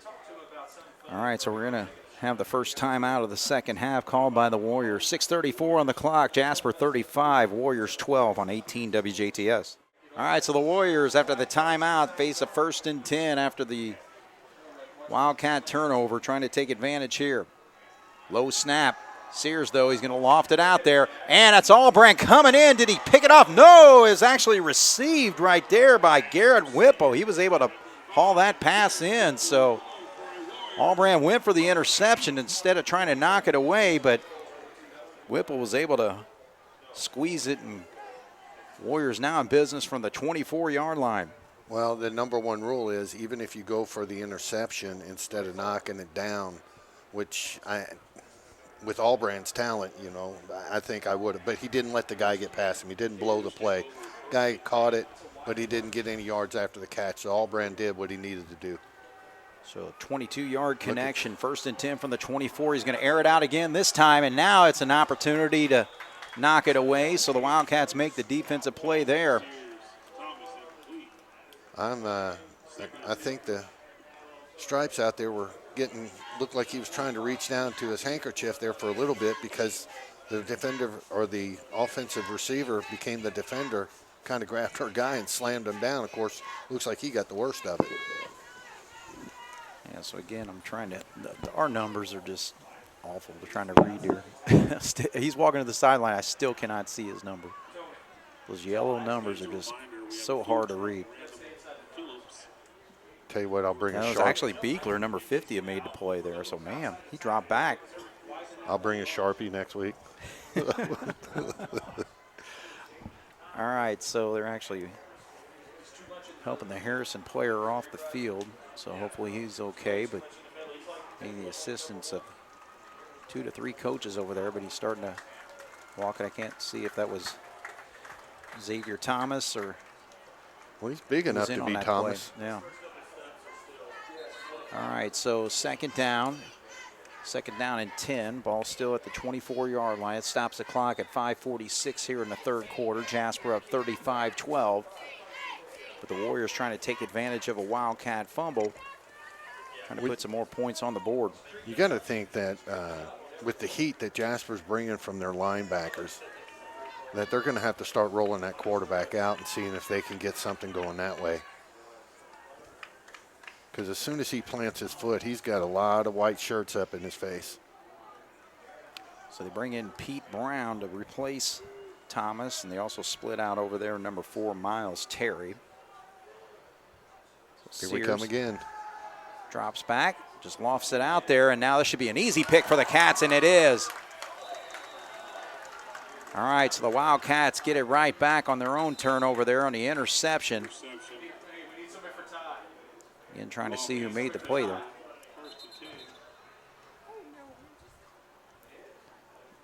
All right, hustling off the field, and it looks like Bear picked that one off, so he's going to be able to run off the field. A little gimpy there after the play, but nice job by Bear to read that and make the easy pick. That was number 19 kind of coming off. That's Wiseman, isn't it? Yeah, but Braylon Bear made the interception. Yeah, but I mean he came charging in from the backside and put some good pressure on him to make him release the ball early. Right. But either he's cramping up or he kind of rolled his ankle. Yeah, I see him there. All right, he's actually laying down here on the sideline, so they're going to take a look at him. But the Wildcats will have the football at their own 7-yard line after the interception. Giving a right side, and that is Schneider. That was a great tackle against Schneider. That's the only thing you can really do against a man. You try to meet him face up, you're going in the wrong direction. But getting in his legs right there did a nice job of taking him out, keeping him to a very short game. So a 3-yard pickup to the 10-yard line. Still got your butt sleeve. So 2nd down and 7, 5:04 on the clock here. Cats with the football back after the interception. Schneider on the right side and tries to make a spin move there. Gets close to the 1st down yardage, see if he can get there. He'll spot it just maybe a yard short. So pickup of 6 on the play, 3rd and 1. Yeah, this is, if you just want to kind of run the clock out, I mean, this is where you do it. You were talking about sustained drives earlier, but you got this much of the field and you're going 3, 4, 5 yards. You know, you can eat up all the rest of this quarter, most of the 4th quarter. All right, so they give it again. And actually a flag flies late. This may be a face mask here as Day was able to get the necessary yard, it looks like, for the 1st down. His body kind of changed in a different direction. Actually, he rushed that to the 22-yard line, so plenty for that 1st. Well, it looks like Harrison's walking backwards. So 5-yard pickup and a 5-yard face mask. So a net of 10 on the play on the rush and the penalty. You know, that's one thing I never really bought into, that face mask. I mean, it's either 15 or it's not. I mean, you're flying out there so fast and you touch their face mask, the flag comes out. I mean, if you're not gaining an advantage, let it go. Right. If you're not twisting his head, let it go. All right, so 1st and 10 for the Wildcats. Here's our counter. Counter play and actually read nicely there defensively. And he's pretty proud of himself making that play, but Trayvon Hooks take that back. It's Garrett Whipple, number 5, making the play. Well, you are correct. That was an outstanding read, good open field tackle. If it's not for him, we're still running the ball. But when you sit up there and you try to fire yourself up, I get it. But, you know, you're sitting there pumping your fist. You look up at the scoreboard, you know. If you're just Jasper, it's like, dude, scoreboard.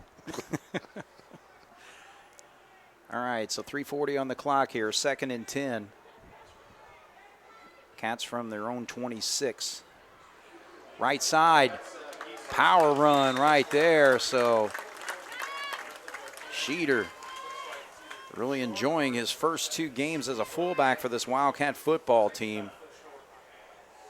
Rushes there for a 1st down. That was an outstanding run with purpose. Got that ball, seen the sticks, and went very, very hard at him. Very decisive. So the 11 yards, spots the ball at the 37-yard line. Waiting for the say, chains to move there. I started to question myself a little bit there. It's like I thought I'd seen the guy give the 1st down.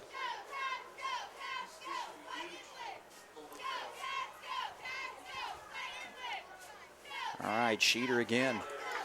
Look at him. Another rush of 11 yards. So Schneider, 2 straight 11-yard runs there. Another 1st down for the Cats, this time from the 48-yard line. Well, that particular run there, we're given to the big fellas up front. They did a great job coming off and curling into the linebackers and keeping them out. Schneider hit the hole and he went fast, but it wasn't until 8, 9 yards before he was even touched. The offensive line was outstanding on that play. So the Cats looking to chew up some clock on this drive here. 1st and 10 with 2:10 to go here in the 3rd quarter. Up 35-12. This time a little play action. He's got Foley. Lofts it out there. Foley just waits for it to come. He fields it right there at about the 21-yard line, and he's able to take it the rest of the way for the 52-yard score. So 3rd touchdown reception tonight by the big tight end. It's amazing. I mean, it even looked like he kicked it into another gear doing that. And he had to take a little contact. Weinzappel puts that ball another 3 yards. I mean, that's just an easy cakewalk in. But, you know, he got that. He didn't get knocked down. He finished the play. Weinzappel did a good job of rolling off to his weak side, setting his feet and getting one out there. So, once again, you know, working together nicely. You know, and the other thing, too, is just, again, with the Wildcats rushing attack, it just sets up that play-action play, especially when you do the bootleg to the opposite side. And Cats working to perfection for the second time tonight. And doing his job all night tonight, as well as Sam Leonard, as he puts the 42nd point on the board. Jasper leads by 30, 42-12 here on 18 WJTS. All right, with the Wildcats in control with 1:53 on the clock here in the third quarter. Leonard this time will kick it off, and he kicks it straight ahead, and it rolls out of bounds. So Harrison will have the football at the 35-yard line. We'll see if we see any personnel changes on the defensive side. Doesn't look so far. We've still got our first team unit out there. You know, with that kickoff right there, you have to think that the game plan is to squib it down. Goes out of bounds, they're getting on the 35. Heck, their returns, other than the really messed up one they had down there where we almost put them in for safety, their starting position's been the 30, 35-yard line. So, right. You know, take away the opportunity of a big play, but you would have to think that they're getting instructed to squib it down the field.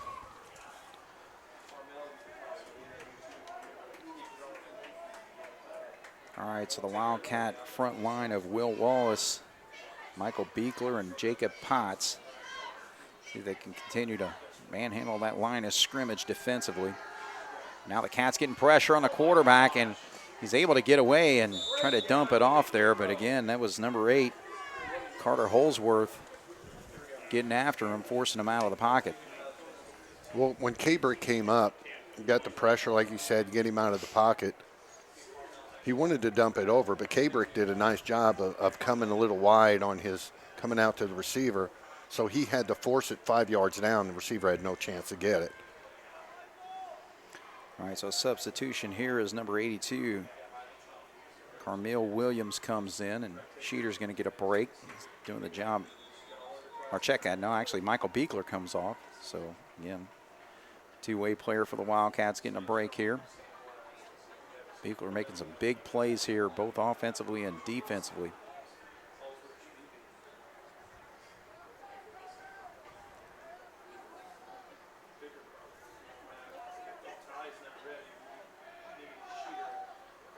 So Sears will go under center here with an eye backfield. Bringing heat again. Looks to throw down the middle of the field. Albrand, again, trying to go for the interception there, knocks it away, but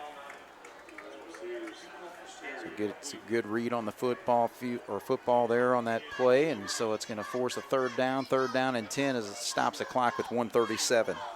You know, that's one thing I really admire about Albrand. When that ball goes up, I mean, kind of like when he's on the baseball team in the outfield.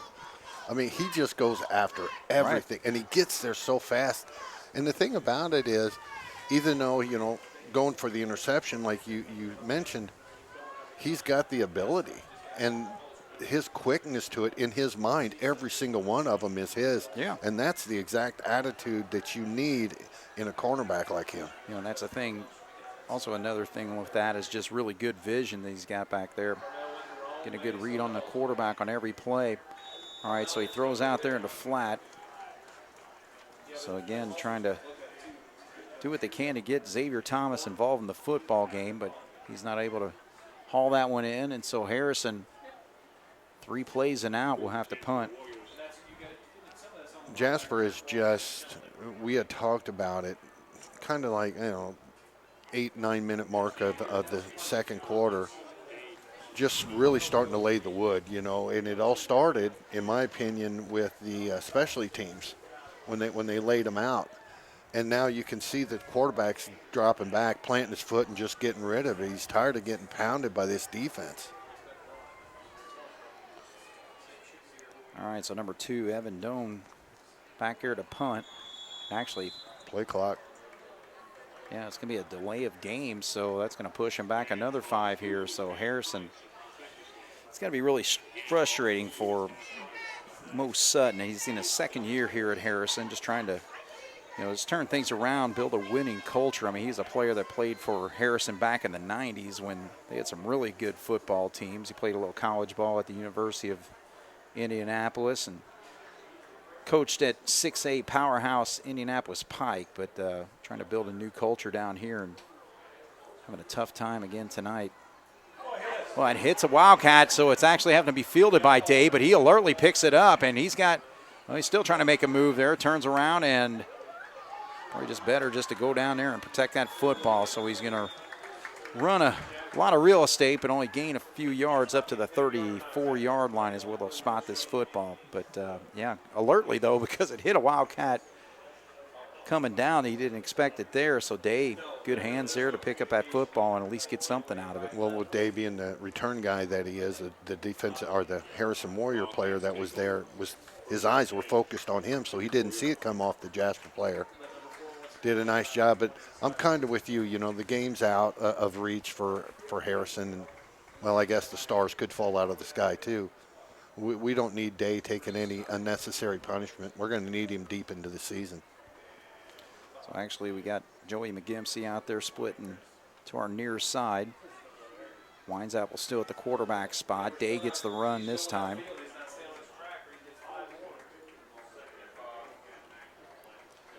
I'll check that out. It was actually Schneider. So Schneider with another nice run, picks up about 6. I kind of feel, well, in some weird way, compassionate for these defensive backs for Harrison. The offensive line is definitely taking control of this game. And it's hard enough to tackle Schneider when he first gets the ball. You let him get steam. These little guys are coming up there, and they're just taking a beating from him.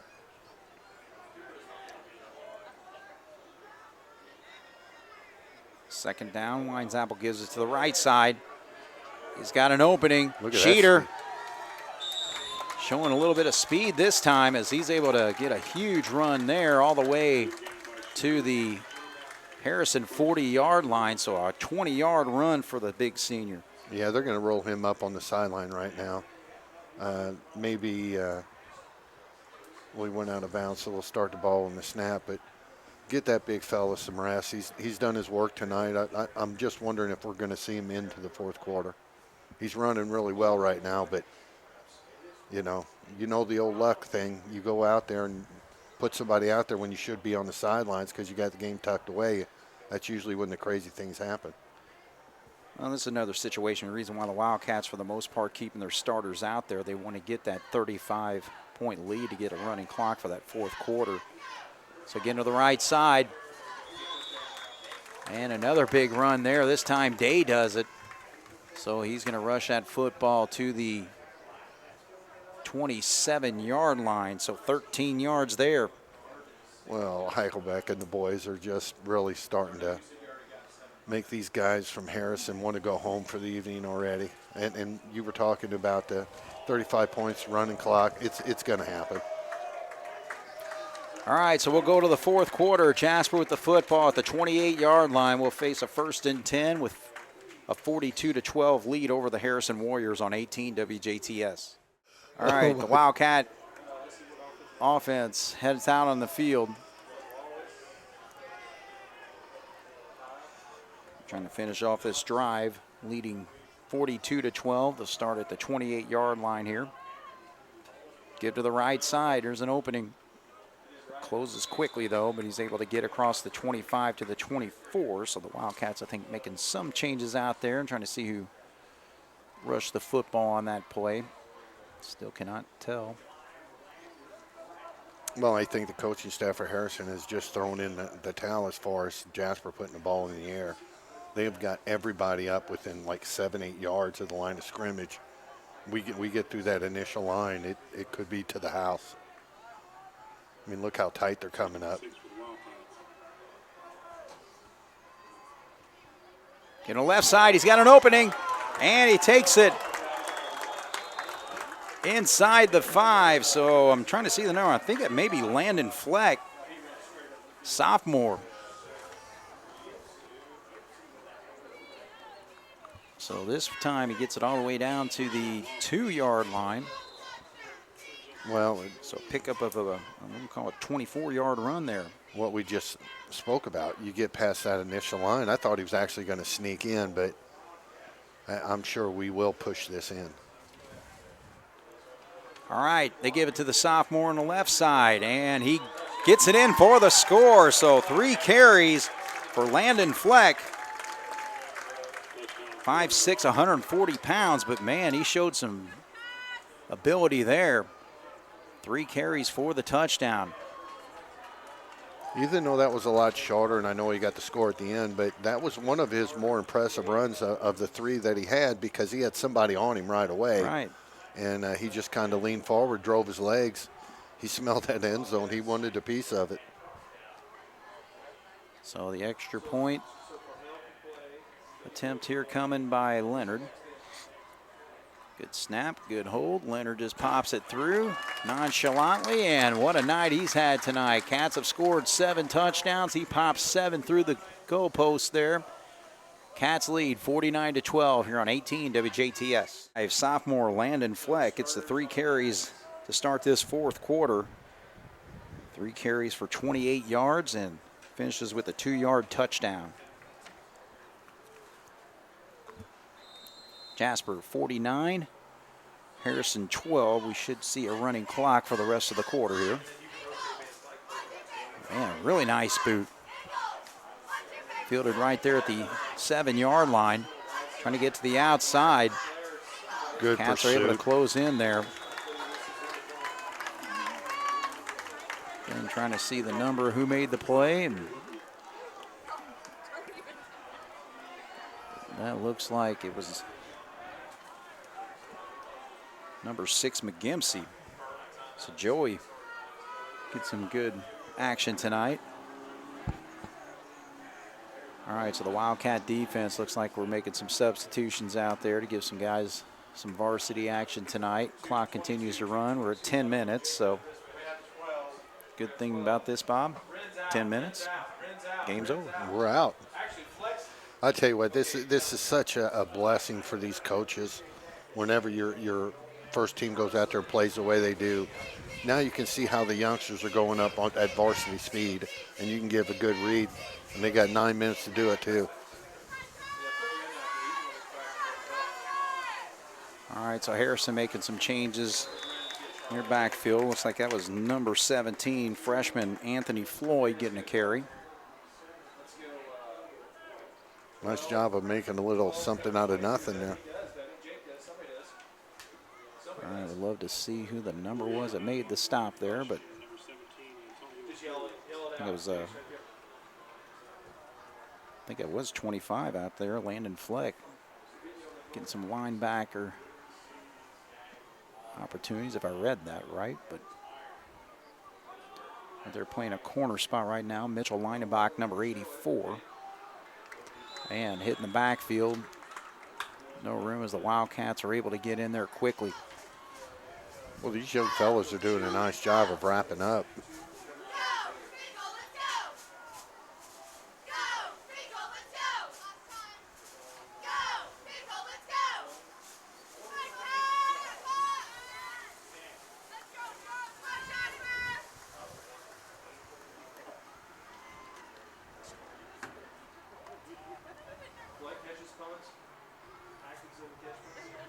Actually playing middle linebacker, making those last 2 plays. I think it was number 65, Jake Winesapple, 5'10" junior. All right, so the Warriors looking to throw. They're trying to get it to Xavier. It's not there. There you go. He goes down, and Sears is trying to run it through and may get close to this first down. All right, so the clock will continue to run there. So the quarterback's able to rush it to the 30-yard line, gets the first down. So they're going to move the chains. Well, even though the score is what it is, we're still paying an awful lot of attention to Thomas out here. We had 3 guys in his vicinity. And when he goes deep and with his speed and our guys fall back, quarterback comes around, if he's got his eyes open, he's going to see 10, 12 yards before anybody can get to him. Right. All right, 6 seconds on the play clock as Sears was late to get to the huddle there, so they're going to have to hustle up to get this play off, and they do not. So we got to delay a game on the Harrison Warriors coming up. Was that 3rd or 4th one tonight? Yeah, I think so. All right, so they'll push it back 5 there to the 25-yard line.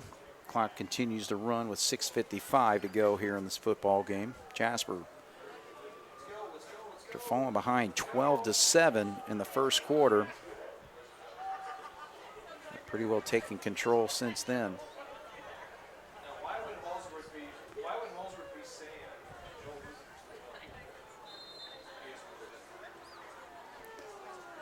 Took them a while to get that game clock going. Or I mean that play clock. Landon Fleck is out there in one of the outside linebacker spots.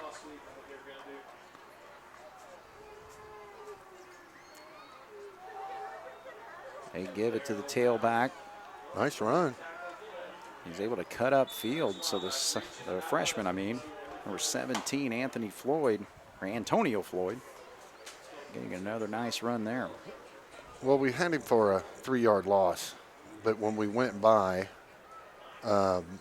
we got up around the shoulder pads when we slid off. You know, he's not the biggest guy in the world. You just get down. You know, you get a shoulder pad on him, you're going to be able to bring him down, but he's strong enough to where he's going to get through these arm tackles. All right, it's the Wildcat front three right now include Cameron Howard, number 51, Cole Trevino.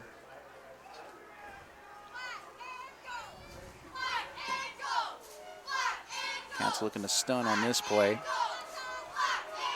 Throws it out there, complete. Number 46 hauling it in.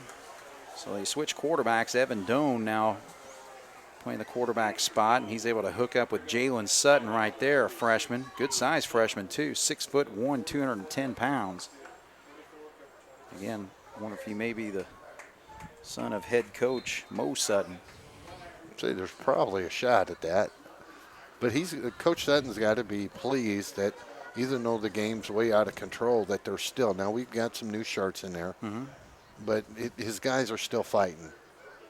So you know that's a plus.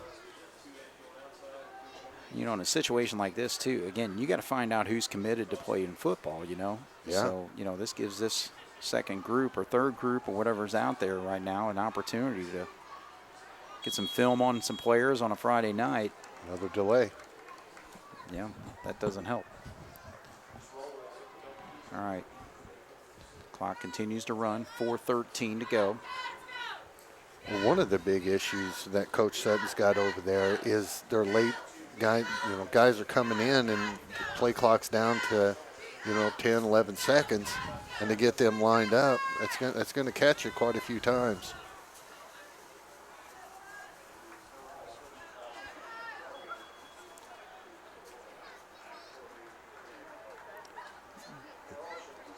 Doan looking to throw this time, and he's going to pitch it out there to the freshman. So Antonio is able to get some good yardage there. So, again, nice play. Freshman making some plays here tonight. So Antonio Floyd gets a good chunk of that yardage back and is going to set up a 2nd and 4. You know, I would say 70 to 75% of the defensive plays that Jasper's making, they're bringing heat. And I guess that's one of the big setups of the 3-3 stack. But the backside guy always seems like he's coming in hard. Number 11 playing free safety right now for the Wildcats. That's Tyler Atkins out there. Pressure from the outside. And it's going to be a sack right there by number 25, Landon Fleck. So Fleck makes the play there, but also good pressure by Jake Winesapple, number 65. Yeah, very fortunate for that quarterback. If he would have turned it, playing his foot and went backwards, Winesapple would have put roses on top of him.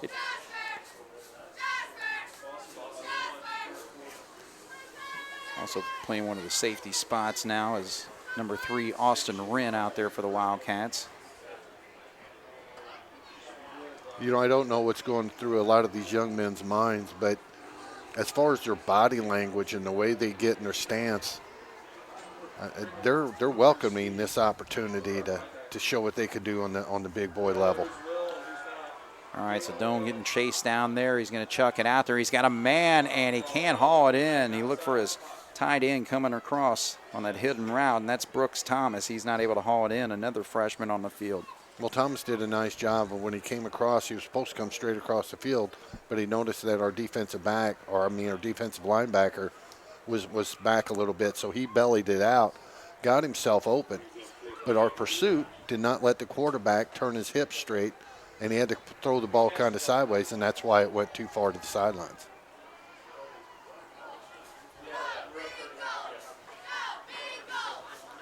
All right, so back to receive. It looks like that's Mitchell Lineback, number 84.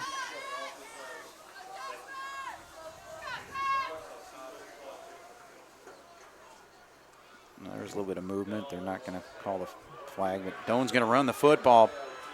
Again, he's their quarterback right now as well, and there's a pop put on him as he's heading towards the sideline by number 11, Tyler Atkins.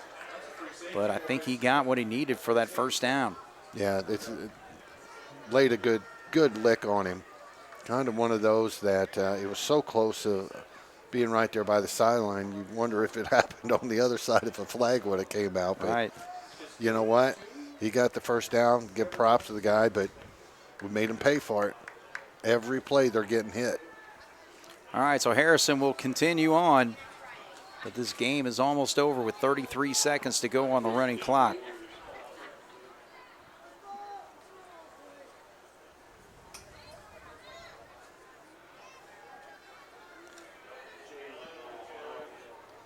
All right, Nice. Cats putting good pursuit there on the running back. Number 9 running this time. That's Dominic Brown.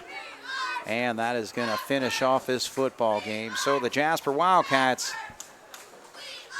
again, as we mentioned, fell behind early in this football game, 6-0. Came back with a touchdown to make it 7-6. Harrison had a 12-7 lead then, but after that, it was just pretty well Wildcat domination to win this game 49-12. Well, about all you can say about that game right there is evidently there's a light switch that's underneath the sideline seats there for the Cats, and they decided 7 minutes into the second quarter to turn that on, because from that point on it was just Jasper put a beat down on them. Right. So, kudos to those guys for being able to do that. Now, you got to straighten that up. You got to be ready at the beginning of the game, because we've got Wrights coming up next week. Wrights is pretty darn good this year. Right. You got Castle down the road, Mater Dei, and North.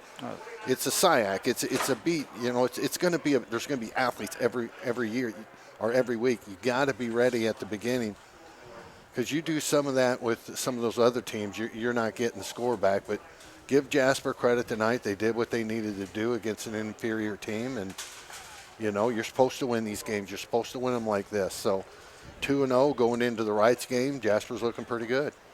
So what are some of the things that impressed you tonight? Our linebacker flow. When they would do their rollouts and pass at the beginning of the game, we were getting in a little bit too tight. But we started to belly them out. And every once in a blue moon, the quarterback may have gotten out for a run. But they changed their flow. And they changed the way whenever they stunted, they were not coming up to the line and planting their foot and then deciding where to go. They were making decisive moves. You've got the 3 big fellas that we do on that line. They can tie up some of these guys. But our linebacker flow and the flow of our defensive backs and our pursuits, our defense was just from that late in that second quarter, just outstanding. Right. And that's the thing. I mean, when you take a look at our defense, as far as the linebackers, but we also really got some good quickness and athleticism, I think, on that front 3 with Will Wallace, Michael Beekler. You saw what he can do all over the football field tonight. And of course, all-conference player Jacob Potts. And, I just think that part of it, with the front line and also with the linebackers there. And then also our defensive backs, I thought we read the football really well in most of the pass plays. Yeah, Albrand, he was so close to 2 or 3 different picks tonight. They say just knock the ball down. The game, don't let them get beat. First of all, the first one he tried to go in, the receiver caught the ball, but he got no yards after the catch. Mm-hmm. The other one he went forward, did a beautiful read, got to it, and the ball ended up being knocked down. He didn't get hurt there. So he's taking chances, but he's not taking chances that's hurting our defense in the deep back. But like you said, when I said linebacker float, that does not happen unless those guys up front are doing what they're supposed to be doing. They're excellent. You know, another thing, too, that was impressive when you look at the offensive side of the game, you know, again, last week we just saw really good balance with our 4 key runners back there. And, again, it was the same thing this week, 309 yards rushing on 41 carries. And, you know, Ashton Schneider, 98 yards. Isaac Day, 75. Will Weinsapper, 65. Cooper Ewing, 52. So, again, it's just that power football game is just there so far in these first 2 games. Well, Jasper's in a great position with Day and with Schneider, Ewing doing what he does. You know, the guys that you get so many different styles. It's like, you know, who's in now? Like, you got to concentrate. Okay, Jasper runs this, Jasper runs that. No, it depends on who's running it. Right. You know, Day is more shifty. Schneider just give you a headache by the end of the night. But all that doesn't happen without our offensive line. You know, those guys got up there and they started pounding. We talked about mid to late in the first quarter, towards the end of the game, you were just going to see a very different game. And that's exactly what happened. But what you had said earlier tonight, Jasper's playing team football right now. Right. Everything's working. We were a little sluggish to begin with. Coaching staff's making the right calls. You know, the guys are executing them. Jasper's just rolling right now. Right. And then also that running game has set up the passing game nicely tonight. Connor Foley, 3 catches for 112 yards. All 3 of those catches going for touchdowns. Put it up where he can go. You know, nobody else can go with him. Right. He reminds me of years ago, Southridge had a guy by the name of Steckler. And he was like 6'4". All they did was put the ball up. Yeah. Southridge and Jasper have never been known as winning games through the air. Right. But when you throw it up at top, let these guys go to, you know, a level that nobody else can go to. Foley, just like, you know, Steckler back in the day, they're studs. They will make the play. Foley and Schneider tonight have proven once again, do not underestimate our speed. Because when they did make the catch, and when Schneider got to the outside, they planted that foot and they were gone. Well, and that's the thing. I mean, as far as the Wildcats, obviously a goal to win the SIAC this year. You got a big one next week against Wrights. You know, when we were in the Big 8, Jasper was always the biggest game. Right. This SIAC, It's like we Kirk couldn't make out. Gooksell, dudes. You got to have dudes. Every one of these teams got dudes. Right. You know. Right. When you get into Castle, when you get into Wrights, and when you get into Mater Dei, 3 of the better teams in the SIAC, they have a lot of dudes. Right. Harrison had Thomas. Right. You know, you had a few. You had Xavier Tyler last week for Memorial. Right. But these other teams, they're just stacked, Right. and they're ready to go. Wrights is one of the big keys to Jasper winning the SIAC. We're getting home. We're feeling pretty good about ourselves. Don't do what Coach Lewis talked about on this game and get complacent. Don't let them, oh, you blew them out. They can't play it. Wrights remembers the beatdown that Jasper put on them last year. Sure. And they wouldn't like anything more than to come up to Joe Rolleder Field and do the same thing to the Cats. Right.